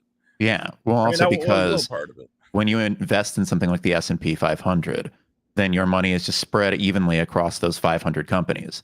And so if you are BlackRock and you're the means by which people do that, then you are going to have investments in all of the top 500 companies. And you are going to be one of the main investors in them if you are the main means by which people do that, which you are. So that's why BlackRock and Vanguard and other investment firms like them have a large stake in companies like Microsoft and EA and Take-Two and all of these other names that would be familiar to people who play video games. So there's that part. The other part is, yes, BlackRock, Vanguard, etc., do have like ESG investment funds. The way that those work is that, yeah, there are criteria that you basically have to meet in order to qualify for those investments. The problem is those focus on, once again, like issues pertaining to the side of DEI that actually exists, which is to say like initiatives to make the workplace more diverse, not to make content of individual video games more diverse. Like I talked to people about this and they're like, I've never heard of the content. I've never heard of this going down to an individual product level, such that they said, yeah, if you make your video game X amount diverse, then you will qualify for an investment. It is about your workplace. Yeah. And even then, ESG doesn't really focus that much. It focuses a little bit on diversity, but it also focuses on environmental. That's what the E stands for. Yeah. And then governance. That's what the G stands for. Diversity is a small part of the societal element of it, which is the S. Then, well, I wanted to real quick get back. Sorry. I just want to sum this up because I think this is very important to take away, because we hear a lot of people saying the reason for this, the reason this character does this is DEI. The reason this character is in there is DEI, blah, blah, blah. What you're saying, this is my understanding of it, is when these companies say we're investing in DEI, they're looking at the corporate structure. They're saying how many of your executives are women, how many of your executives are people of color. Okay, they're not. You can't just, let's put it this way: if you had a company that was all white guys and you made the adventures of Johnny Blackman, the gay unicorn, they wouldn't go, now we're going to give you a bunch of diversity dollars because you made a gay black character. Like they're ultimately looking at the actual makeup of the company, correct? They just don't do that. That's not a thing. I mean, if it was a thing, I think that people would be rushing to make like much more diverse games. Whereas, right now they just have I could get a BlackRock investment, I would make everything gay forever. Why not? It's BlackRock. An investment money. From like, it's so funny the way that, and again, it's because like the people who are having these conversations are not investors, or they're not institutional investors. Like BlackRock as a singular entity is not even like, you're not getting an investment from BlackRock. You're getting an investment from a random person or an institutional investor. Like one of the biggest sources of investment in this country is from old people who are putting their money into things. And they do that through BlackRock. That is how BlackRock works. Yeah. Then the final and perhaps most important part of this is that BlackRock's actual ESG investment fund, and in fact, they're pivoting away from it already because they decided that they didn't want to anymore. I was going to bring that up. This is something I learned from your article. BlackRock is dropping their ESG approach and focusing just basically on the environmental stuff. What is the environmental impact of these companies? Yeah, exactly. Which everybody who's been crowing about this must be pissed because now they can't talk about it anymore. They go, well, no, because for them, this is a sign that woke is dead and they won. They won. Okay. Yeah, well, that's good because it shuts them up at least. As long as they shut up, that's all I want. Everything is woke. Even when these firms have ESG investment funds, they are a tiny, tiny part of their overall portfolio. Because once again, nobody, like, when it comes to making money, nobody really cares about this stuff. Like, if it's a means by which they can make some money Cool, good. But nobody's doing this out of the kindness of their heart, so they're not really focusing on it. And so, yeah, let's see. Got to find the exact number again in my own article, which is embarrassing. Here we go. So there's around $8.2 billion. Can I clarify something real quick? So Mhm. when people say BlackRock is investing in this DEI strategy, is that 100% of their fund is doing that, or is there like No. specific funds that are Yes. DEI focused? That There is a specific amount that they've earmarked. Now, can you as an individual investor invest only in that stuff, or is it you're just investing in BlackRock and it gets spread across different categories? You as an individual investor can say, hey, I want to put my money into ESG related efforts. Because like the mechanism that you're trying to push on there is you are trying to financially incentivize companies to behave in ways that are more environmentally or socially or governmentally responsible. And so you as an individual are saying, yes. You believe in your heart of hearts. You say, I think what's going to make money moving forward is companies that are environmentally conscious. These are a group of companies that have been determined by BlackRock to be environmentally conscious. Right. So I want to invest in those. Or you're saying, I want companies to be more environmentally conscious. Therefore, I'm going to invest in the ones that are in hopes that others follow suit. Okay, that makes sense. Yeah. The larger problem with this strategy is that like often capital doesn't really like work in the best interests of people. It works in the best interest of money. And so this is like a means by which people are saying, oh, we can make companies behave themselves and like do good for the world, when in reality, they're just going to do whatever they can to make money. And so it's not like ESG and DEI have problems. They're not good initiatives. They don't really work, but they don't work for different reasons than the people are worried about. Now, I did interrupt you before you gave us some numbers, I think. Yeah. So real quick. Anyway, so for Vanguard's ESG fund, $8.2 billion is roughly like what's in it. Whereas Vanguard. In the general market, where you don't have to qualify for anything, you can just say, I'm going to invest this much and that's it. And companies can, or rather for the general market where companies can just like, they can aim for that and they don't have to fulfill any criteria. They don't have to make sure that their companies are in any way diverse or environmentally conscious or whatever. There is over $1 trillion. 8.2 billion may sound like a lot, and it is. It is nothing compared to $1 trillion. It is. So you're saying the 8.2 billion is Vanguard's ESG fund specifically? Yes. How much is invested into that? Yeah. And compared to the broader market, it's a complete drop in the bucket. Exactly. And so why would a company put all this effort into going after a tiny little drop when instead they could just go for the ocean? Well, I would think one of the things about these investment firms, it seems like they set up a bunch of different potential packages that are all over the place. You know, you can invest in automation, you can invest in AI, whatever else. Yeah. So that's just kind of one of the investing packages they offer. It's not like their primary focus necessarily. But again, the main issue here, though, also is that if companies wanted to focus on that, they wouldn't be making changes to the content of their video games. They'd be making changes to their company structure. And to like really put a cherry on it, if they brought in something like Sweet Baby, which is a third-party consulting firm and not a set of hires that they made or a permanent change to their workplace, it wouldn't have any impact on this. So they'd actually be shooting themselves in the foot on that front. Yeah. Now I'm going to make the counterpoint, Nathan, is who put the pride flags in the Spider-Man? Real quick, let's read some super chats. Coup for 5. Thank you for not killing yourself. Thank you for not quitting. Biggest problem in the universe. Nothing wrong with being a team player. Stop calling me a team player. Coup for 2. Can we get a Team Veto jersey in gay color? Oh, that'd be sick. Yeah, we are going to make a Team Veto jersey. Good. Get on my team or die. Carafro throws up the horns. Thank you. MK Basic for 5. Am I familiar with Bill Hicks's stance on marketing? I don't believe I am. If somebody wants to link me or tell me what it is, feel free. Stripe Patches for 5. I've experienced dealing with DEI and how it negatively impacts a company and end product. This consulting hits all top companies. Check DMs. DMs where? On Twitter? I'll you know what? I don't. I'll see if I can get my DMs open. I'll see what I can do. Let's see. According to Pew Research, the political affiliation of the wealthiest people is roughly an even split. How did you determine that most rich people are conservative? Challenging one of your points from earlier. Is that something you want to address in any way? I don't have that data. Within the game industry, is Bobby Kotick a conservative? I believe he is. Yes, massively so. So that's one massive guy I know. Yeah, not only a conservative. I actually hired a bunch of people who had served on George W. Bush and Trump's cabinets. Which was an interesting thing because it hadn't really happened in the games industry before. I don't know But the yeah. exact split, but I mean, I think there is validity in saying it's not everybody seems to think every video game company is being run by Also, left-wing interests. I think we know I'm that's not true. I'm going to make a broader argument that people won't agree with, and that's fine. Most people on both sides of the political divide in America relative to the rest of the world are pretty conservative.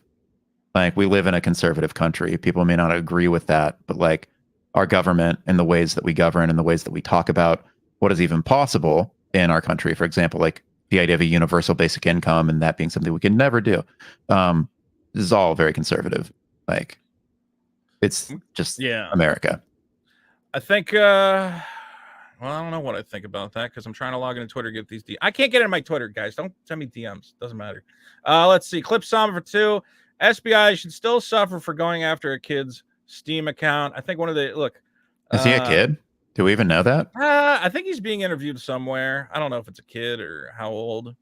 Regardless, look, nobody wants to lose their Steam games. I totally get it. I think at the bare minimum, have that guy apologize. Say, you know what? I was insulted on behalf of my company, but I went over the line. I'm going to take a month off to think about what I did. And I'm going to buy that guy $100 worth of Steam games. Nathan, I'm saving this man's life. I'm trying to.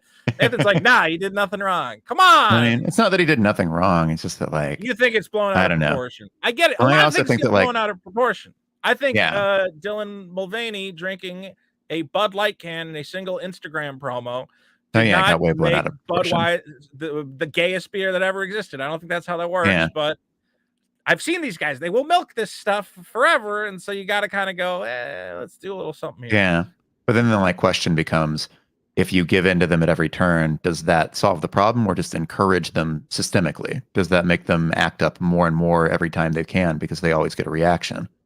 Because that's what most of this is always about, is getting a reaction out of people or getting some sort of tangible change that they want. One of my coworkers made a good point earlier today that, like, in the face of a giant mob, the best thing that you can do if you really want them to get off your back is be boring. Just don't really do anything. Yeah. They'll go away in a day or two.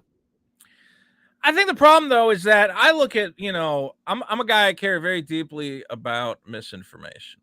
Okay. Me too. So when people go, oh, Sweet Baby puts the pride flags in Spider-Man and they make the characters black, whatever else, I go, oh, guys, I know that's not true. I know it sounds great. It's a great theory.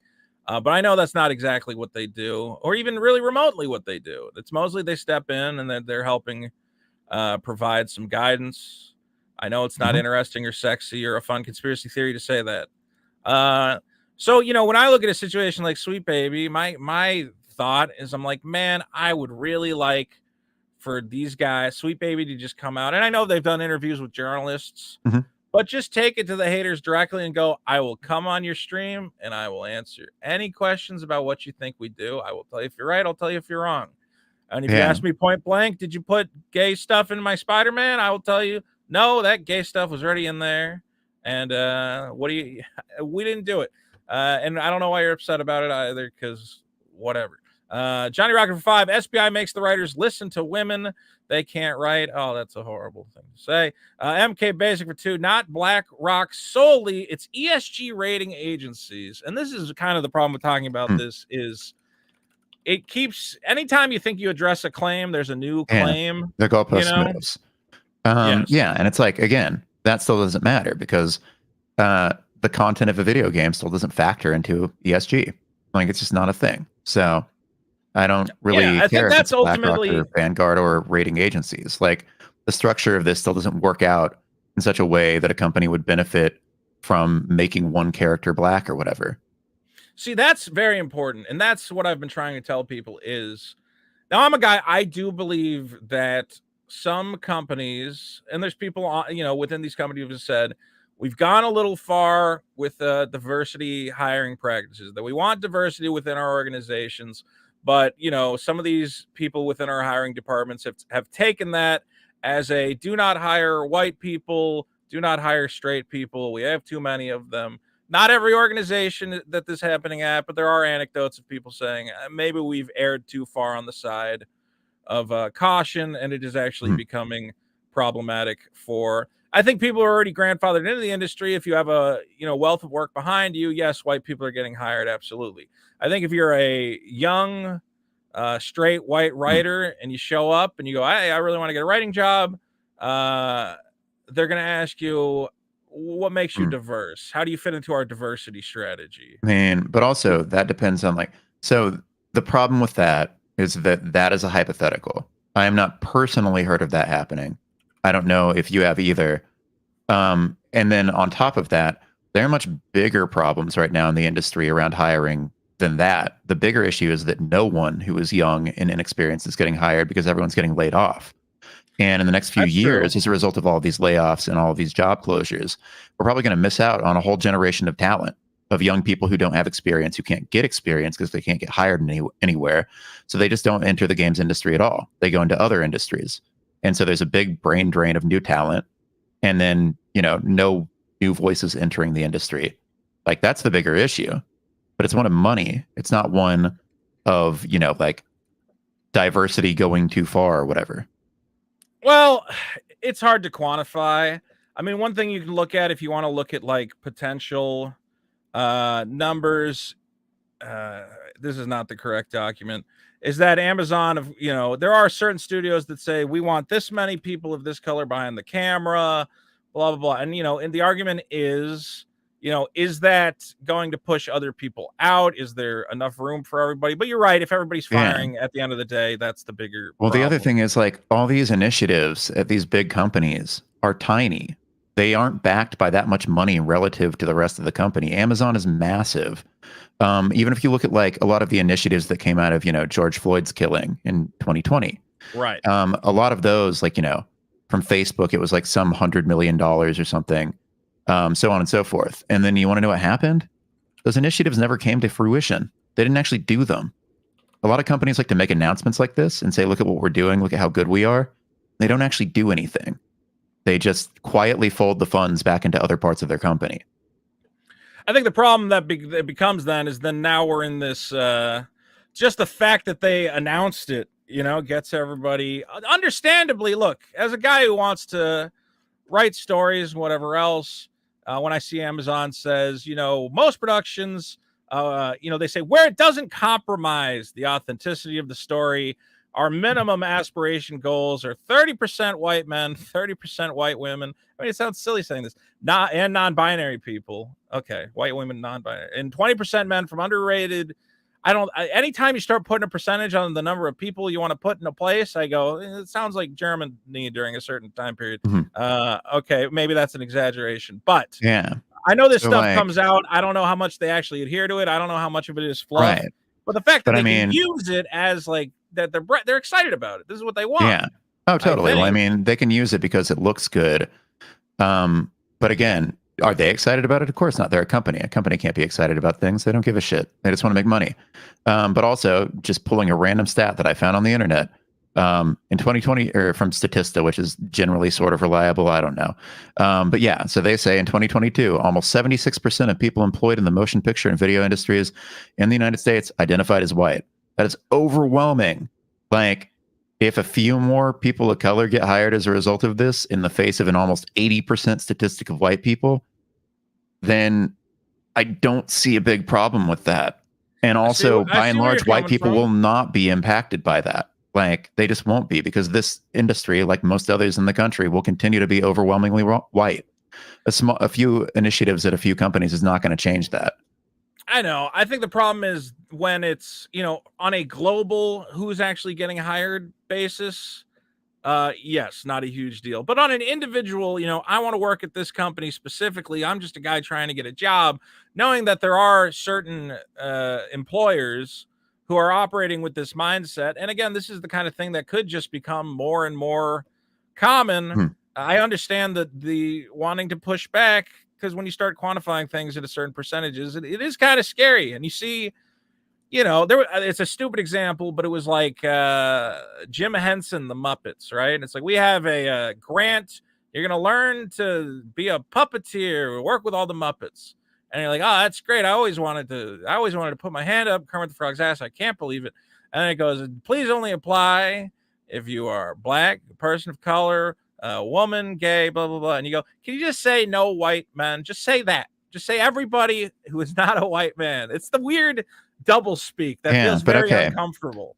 Like, again, though, the video game industry, at least so far, and a lot of industries have proven to hire almost overwhelmingly white. And I think even in a lot of these cases, because the people running the show are still white, they tend to favor white people. Like, even when they say they want to do stuff like this, the thing about the way that people talk about these initiatives is they make it sound like white people are never going to get hired again. When in reality, what happens is instead of white people being hired 9 out of 10 times, now they get hired 8 out of 10 times. Like, that's where the needle's moving at this point. It's not a significant change. And you might say, oh, it's a slippery slope. But the problem with slippery slope arguments is that there's often no evidence backing them. It's just you being afraid and saying, oh, that's a slippery slope. Like, I'm afraid, Nathan. I'm afraid. I'm afraid. Look, I think it comes down to rational self-interest. I think when you tell me, hey, I know historically it's been a lot easier for you to get into college based on the strength of your test scores alone. But now we've decided, we let in too many white people, too many Asians. We want to scale that back. Also, now it's affirmative action harder. at colleges is not legal anymore, right? That was a Supreme Court decision. Yeah, except you can still factor in the essays, so it's kind of a workaround. I don't know if you're aware of that, where you can still go, hey, don't tell us, we can't decide who to let in, but if you want to write an essay about how hard it is to be an albino teen, we'll take a look. So there's a bit of a kind of loophole there. But you know what? This is one of those topics that I think would go on for a million years if we tried to go down that path. So I'll try to keep us focused. Strategy for 2. Vito trucks me. I do trucks you. Our good friend CultureScape for $1 is here. Thank you. MK Basic for 2. Does DEI not work because the hiring pool sucks? No, it's not that. I mean, DEI doesn't work because, again, this is the other part. Most of what is currently DEI is not hiring, because in a lot of cases, except for when you can't demonstrate like quantifiable previous discrimination, then like hiring on the basis of race is illegal. That is discrimination. You can't do it. You're not allowed to. In a lot of cases, DEI, like I've said earlier, is about trainings and mentorship groups and things of that nature. And the reason why DEI doesn't work is because those things don't work. Implicit bias training doesn't work on most people. Like mentorship is decent. Things of that nature are good starting points, but they don't transform a workplace. They don't make them better. If your power structure is still a bunch of white people up top, and then people of various other groups maybe in like entry-level roles making almost no money, then yeah, your company's going to stay the same. It doesn't matter if you hire a few more black people. It's still going to be fundamentally the same company. And that's the problem.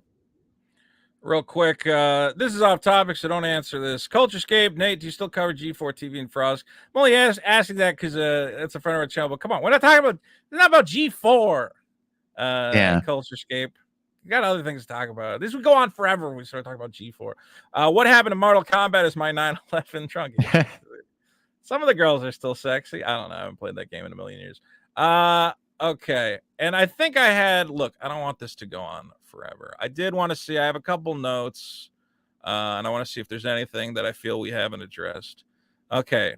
So the theories that how we've discussed, Sweet Baby weaponizes a culture of fear to bully studios into working with them. I mean, yeah, I would say, look, they try to convince. She said, look, if you don't hire us and you suffer some amount of backlash from the industry. Even that was that's I apologize, but that's a pretty big paraphrase. Fair enough.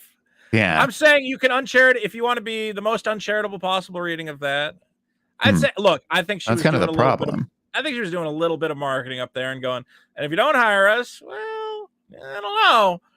But again, it's taken out of context. I think that the kind of marketing that you would do in a situation like that is less, if you don't hire us, bad things will happen. It's more, if you hire us, then we can give you advice and workarounds on how to like prevent a this bad one. thing from happening. Yeah, exactly. And this is the kind of knowledge that we have, the kind of practical knowledge that we have. Like, that's what you do in a place like that. You don't go up and threaten everyone in the industry, because if you do that, no one will hire you because you just threatened them. And nobody likes being threatened. I also think, again, when it comes, this is such a small organization, and there's been a lot of theories about, but here's the thing. they're friends with all these journalists. So if you don't hire them, they're going to go to Nathan and they're going to say, Nathan, you got to write an article about this game studio that refused to hire us. I have Can you some news confirm or for you about deny? journalists in this day and age. We have no fucking power. We don't make any money.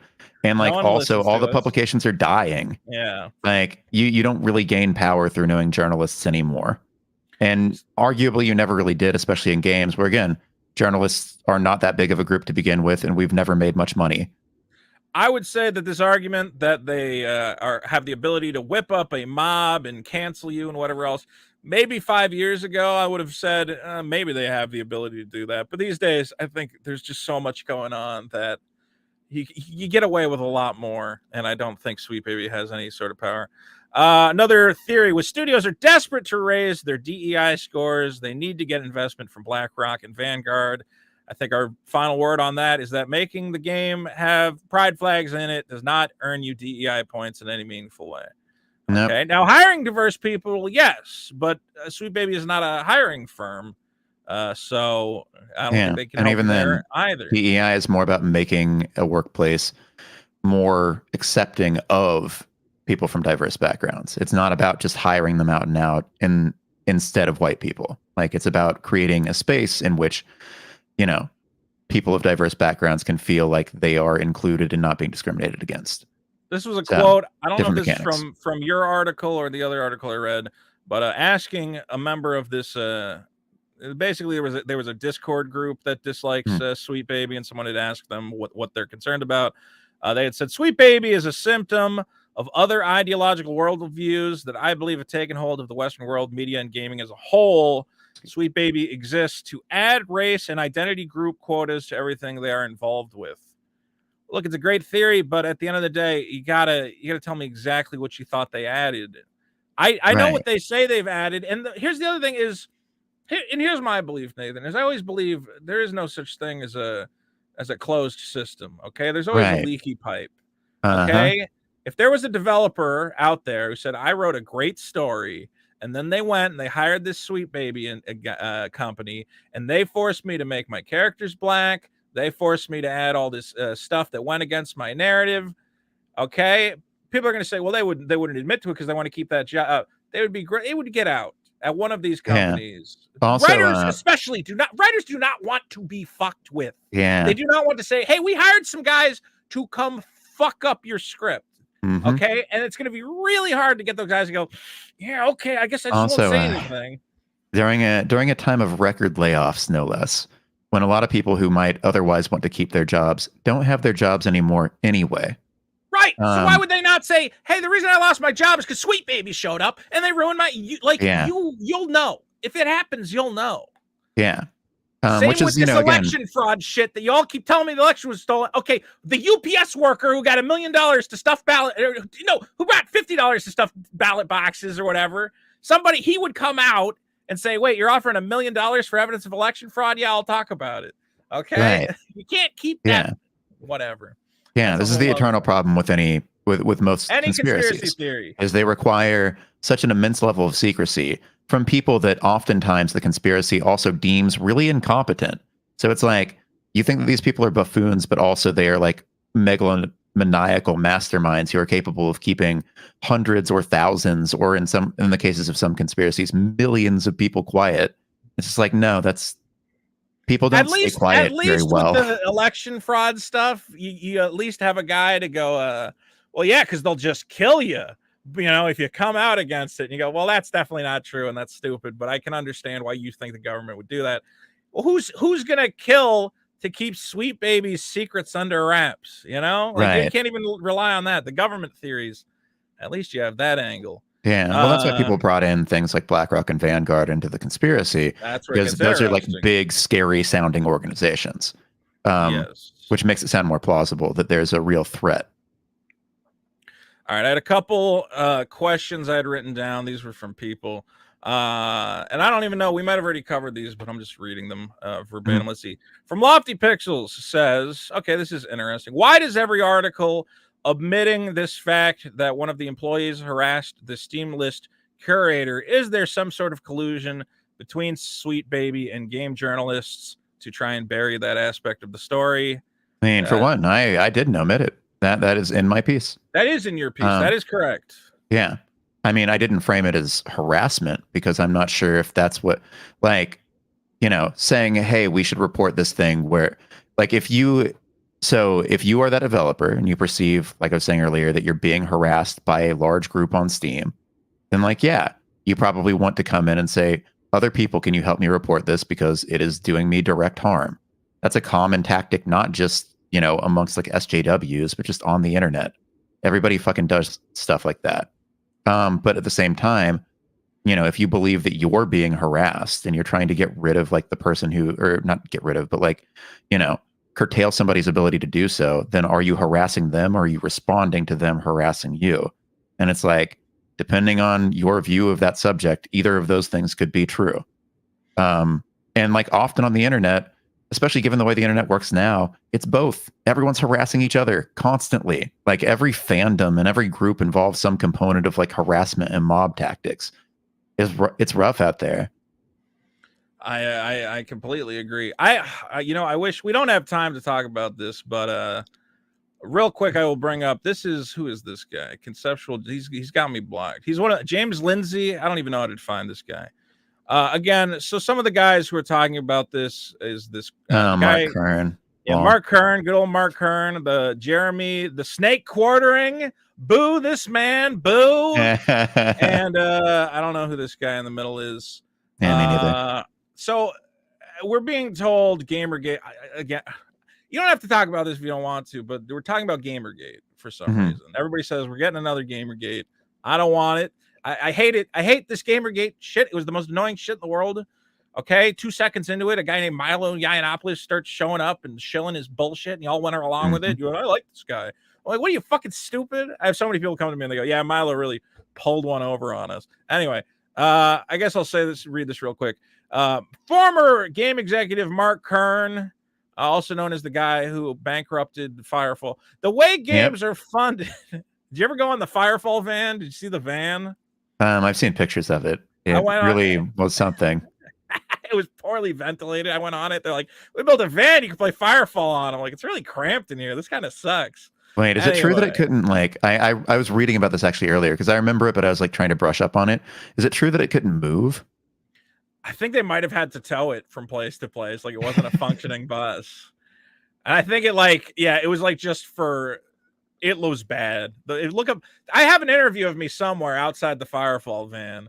Maybe someday I'll look it up. All right. So here's what Blizzard's Mark Kern says. The way games are funded, you don't use your own money. Even EA. Okay. Its games are hugely expensive to make, upwards of $250, sometimes $600 million for certain live games. It's incredible how expensive they are. And to do that, your chief financial officer is your best friend. Are these numbers correct in terms of like AAA titles? I would imagine. A lot of AAA games now, yes, cost hundreds of millions of dollars. For example, we have actual data on this from Spider-Man 2 because of the Insomniac leak. And so that game cost almost $300 million to make. Now, that's the upper end of where things get in this day and age. And even if you look at their internal communications, they were like, we can't keep making games that are this expensive. It's not worth it. It means that we have to sell so many units. And like, we've got to get our costs down on the next one. And they were like, trying to figure out how that would look, what they would have to do in terms of changing organizational structure, in terms of like stopping bottlenecks in development. We got to stop giving Sweet Baby $100 million for pride flags. Can't we pay less for these pride flags? All right. So now Mark claims you're counting on your chief financial officer to get you tax breaks to put in studios and regions that are financially favorable. Okay, that's all interesting. Is there a lot of trying to get studios and tax havens going on? I mean, there are elements of truth to this, definitely. Like you want to have studios in places where you can, like, those are advantageous things. They're not the only things that people are considering when they like make video games or build new studios, but they definitely help. Like again, these companies want to make money, and they're going to do everything they can do in pursuit of that. And like, there's a kernel of truth to that. Well, I'm going to say that he kind of agrees what's going on, and he is doing what you said would be happening. Is it's a cause for celebration that wokeness has failed because of what do you call it? They were applying cheap money from the banking crisis towards game, getting the cheapest money while interest rates were low. A few years ago, it was ESG financing. So everybody was fighting over ESG financing. But he says because the returns on investment have been so poor for ESG funds, that source of revenue is drying up. The woke machine cannot continue in the way it is now for AAA gaming. And I think, unfortunately, so the woke funny. machine, it churns you up and it spits out rainbows. And I think, unfortunately, it's so entrenched, you're not going to see the ability to course correct because the studios are just going to shut down. Okay, so what he's saying is that the ESG funds were giving all these studios money. It didn't work out, but it's too late. All the studios are already infected with wokeness, and now the only thing that's going to happen is they go out of business. Right. And like this is taking, real things that are happening, which is like studios laying people off and having to close and whatnot, and attributing it to a boogeyman so as to like perpetuate a narrative. They went. Exactly. But what studios have gone out of business recently? I'm trying to remember. So in terms of studios that have gone out of business, it's been smaller indie studios. Sure. The studios, there's been massive bigger layoffs. Studios. Yeah, there have been layoffs at big studios, but they've been quote unquote reorganizations at studios that reported in a lot of cases record profits that year. Right. This is, according to executives, they're preparing for like difficult economic headwinds and things of that nature. The idea being that like there might be a downturn in the future. They want to be prepared for it. And also in general, video games have become incredibly expensive to make, like we were saying earlier, and they're trying to find ways to make that process cheaper. Now, layoffs don't usually work in service of this. In fact, layoffs just don't work in general. That's a thing that people don't seem to recognize. They make your quarterly results look good. It's a way to make it look like you're making more money than you're actually making. But that's about all. I was going to say, so the reality puts it in perspective where gaming was in a boom during COVID because everyone was gaming. Yep. So profits went up. There was a ton of hiring going on. And now the layoffs are kind of a natural result of that, is that the money is exactly. People are tightening their budgets. But a guy like Mike Kern is going to tell you, no, that's not the reason. It's because they were putting gay stuff in the games and everybody got mad and they aren't buying video games because of it. Yeah. Which is like, to a certain demographic of people, a really simple and appealing narrative. That sounds great. And it's so clean. It's just like, yep, because they did this one thing that you guys didn't like. Now they're failing. You were right all along. You feel good for feeling right. And that's it. We're done. No further problems here, except until the next time that something diverse happens in a game and we get mad about it.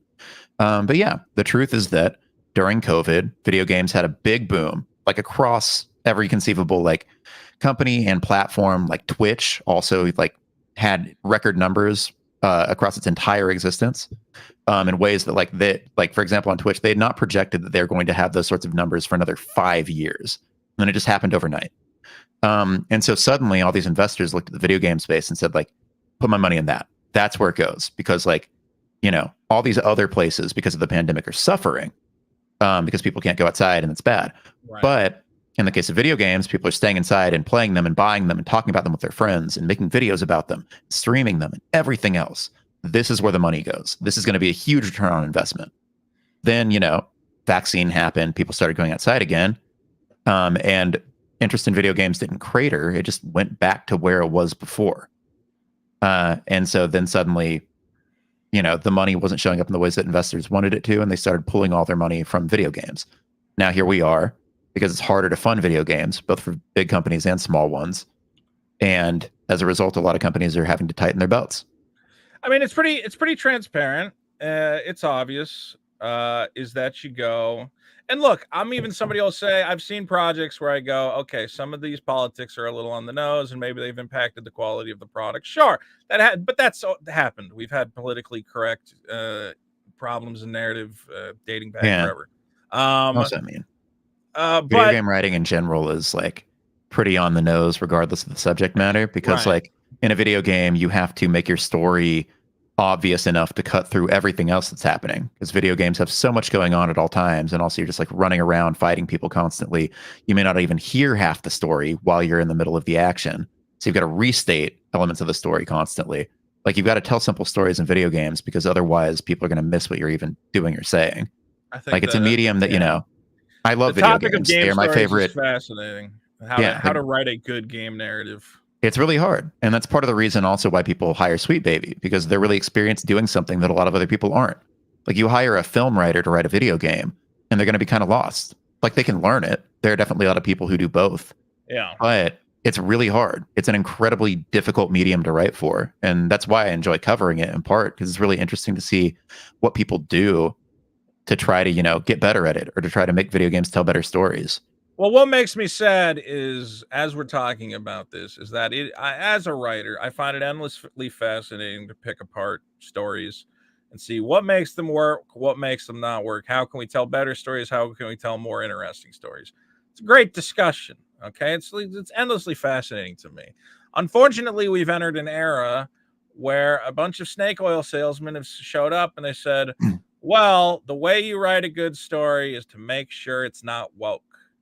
I go, what do you mean? And they go, just as long as it's not woke, it'll be good. And I go, I think, look, again, I can understand sometimes you watch a project and you go, a little too on the nose, a little too modern politics. Okay, I don't think this character would actually react. Whatever. Yes, that's there. Obviously, it's there. Okay, it's not a new thing.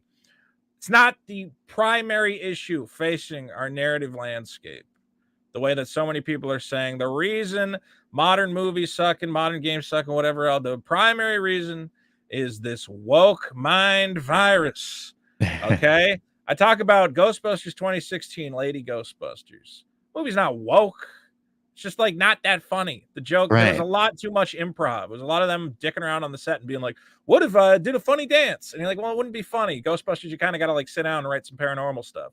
A little too much it's improv. Also just like, did we really need another Ghostbusters? Like, I don't. I mean, the originals are I want really franchises to die. If you make a perfect film, if you make a perfect film like Ghostbusters, you don't go back and go, well, what if we remade it? Basically remade it. Why? It's already perfect. Yeah, but what if there was women this time? We're seeing that with like Avatar: The Last Airbender too. It was already perfect. Why did we need this other one that's like the same story but told worse? Like, what is the point of this? Why are we doing this? If you really want to do it, tell a story in the same universe. Don't tell the exact same story over again. Right. With little stupid changes or whatever else. Anyway, let's see. Is there any other thing? Does Sweet Baby have veto power over story and plot decisions? No. Oh God, no. Absolutely not. No, they're a small third-party company. That's the other part. Is like, at the end of the day, if they go in and change something that a writer at that studio doesn't like, the writer at the studio or the head of the narrative team can just say, yeah, okay, like that's a neat idea, but sorry, no, we don't want to do that. Yeah, it's not going to work for us. And they're not going to report back to BlackRock and go, hey, these guys didn't do what we said. Again, it's a great theory. I think it's something you have to, you would need actual evidence of. It sounds fun. Octavius Gilmore asks, will anything negative happen PR-wise if you ignore their advice? Again, this idea that they have the ability to contact their friends or somehow make it known that you didn't take their advice. And I don't know. I don't see any evidence of that. Mm-hmm.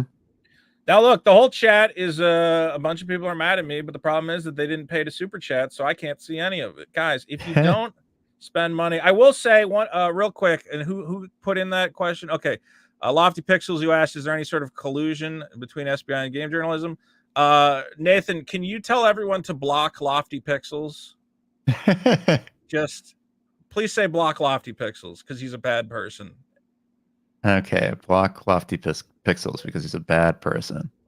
Thank you, Nathan. Thank you. We all hate Lofty. I mean, like, no. Don't qualify it. We hate Lofty. Okay. Everybody in the chat apparently agrees. We do. Don't worry, you're not going to get in trouble for that. We all hate him. Koof for 2 says, ugh, I'm a right. Shut up, Koof. I am a right.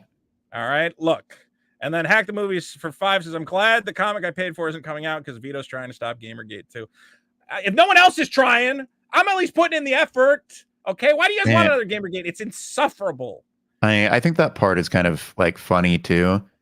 Because like, yeah, you could call this Gamergate 2, but I would call this more like Gamergate 900. Like just with the way that the internet works now, the way that it's structured, the way that mob tactics are everywhere. Like there's a Gamergate every day. There are so many Gamergates. Like, this isn't really anything out of the ordinary even. This one's just like lasting maybe a couple more weeks than usual. But even then, a lot of like big YouTubers and big streamers have mobs that are after them every single day, all the time, just like this. They just never go away. And so like this one is getting, I think, outsized coverage because like people in the more traditional games press, and then as a result, people in the more traditional press noticed it and started talking about it. so it's filtered up a little bit. And then at the same time, you had some like bigger name YouTubers talk about it too. But I mean, in terms of like scale and size, it's not really very different than things that happen every day in other corners of the internet. I've yet to see evidence that it's that much more significant. I think that if you want to start Gamergate 2, which please don't, and why are you doing it? This is a really stupid thing to start it over.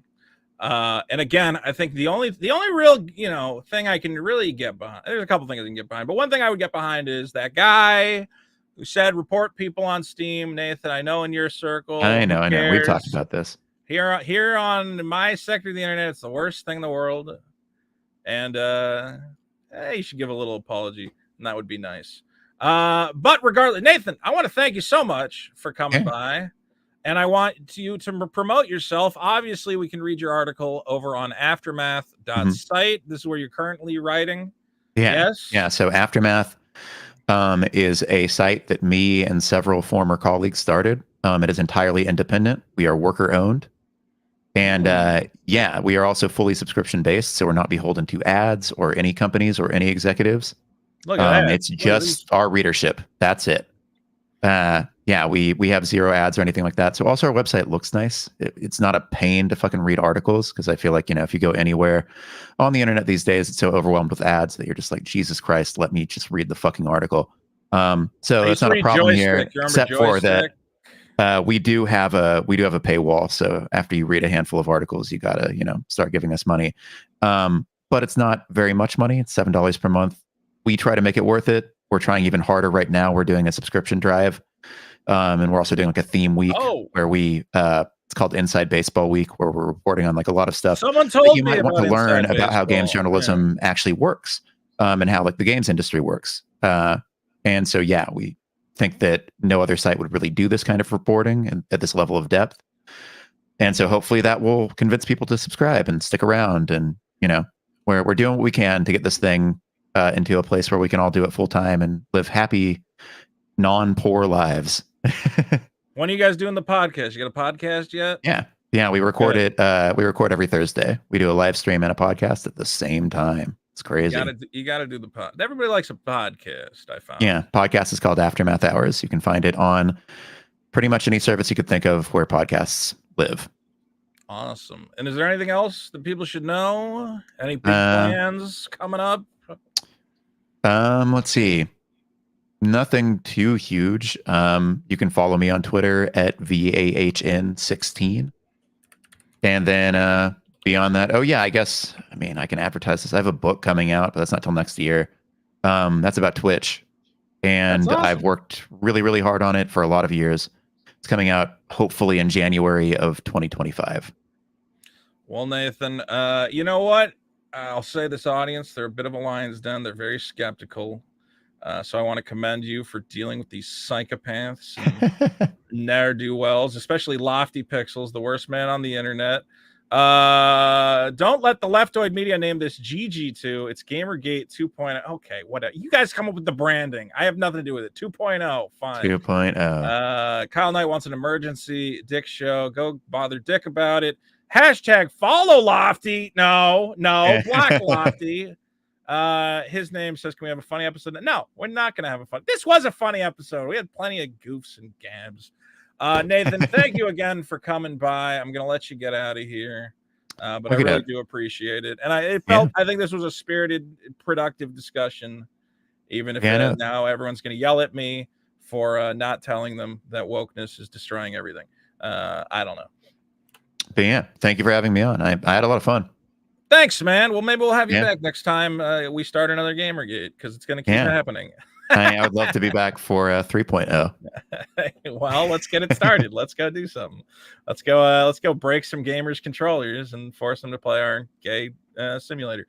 Okay, Nathan, I'll see you soon. I'm going to wrap up the show. That was Nathan Grayson. Again, check him out on Twitter at Von16. You can hear all his great stuff at aftermath.site. An exciting new video game website featuring a number of people. We got Nathan Grayson, Luke Plunkett, all our friends. What can I say? Do I get a plug? I get a plug. Look, guys, we're talking about saving the world from, I don't know. What are we doing? Look, I don't care about this wokeness. I don't care about any of it. Go buy Super Killer. That's it. Okay, get me the 85K. This is going to be the best comic book ever. We gotta make it happen. That's it. That's my plug. And block Lofty Pixels because he keeps ruining my streams with his nonsense.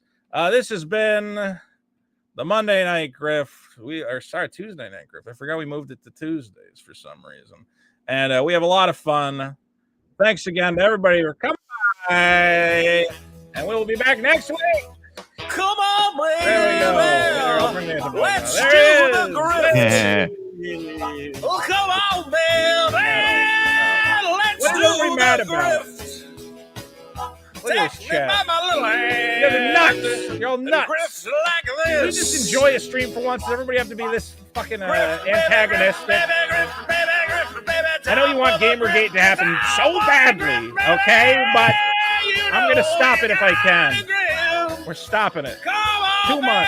Take my little hand Yeah, and here, grift yeah. like this. Thank you again, Nathan Grayson. Thank you to all our fans. We'll be back next week on the Tuesday Night Grift. Good luck, God bless, and I don't know, go complain to someone else. It's not my problem. Gamergate, what are you gonna do? Nothing, apparently. Ooh, all right, that's it. And end. Nathan, thank you.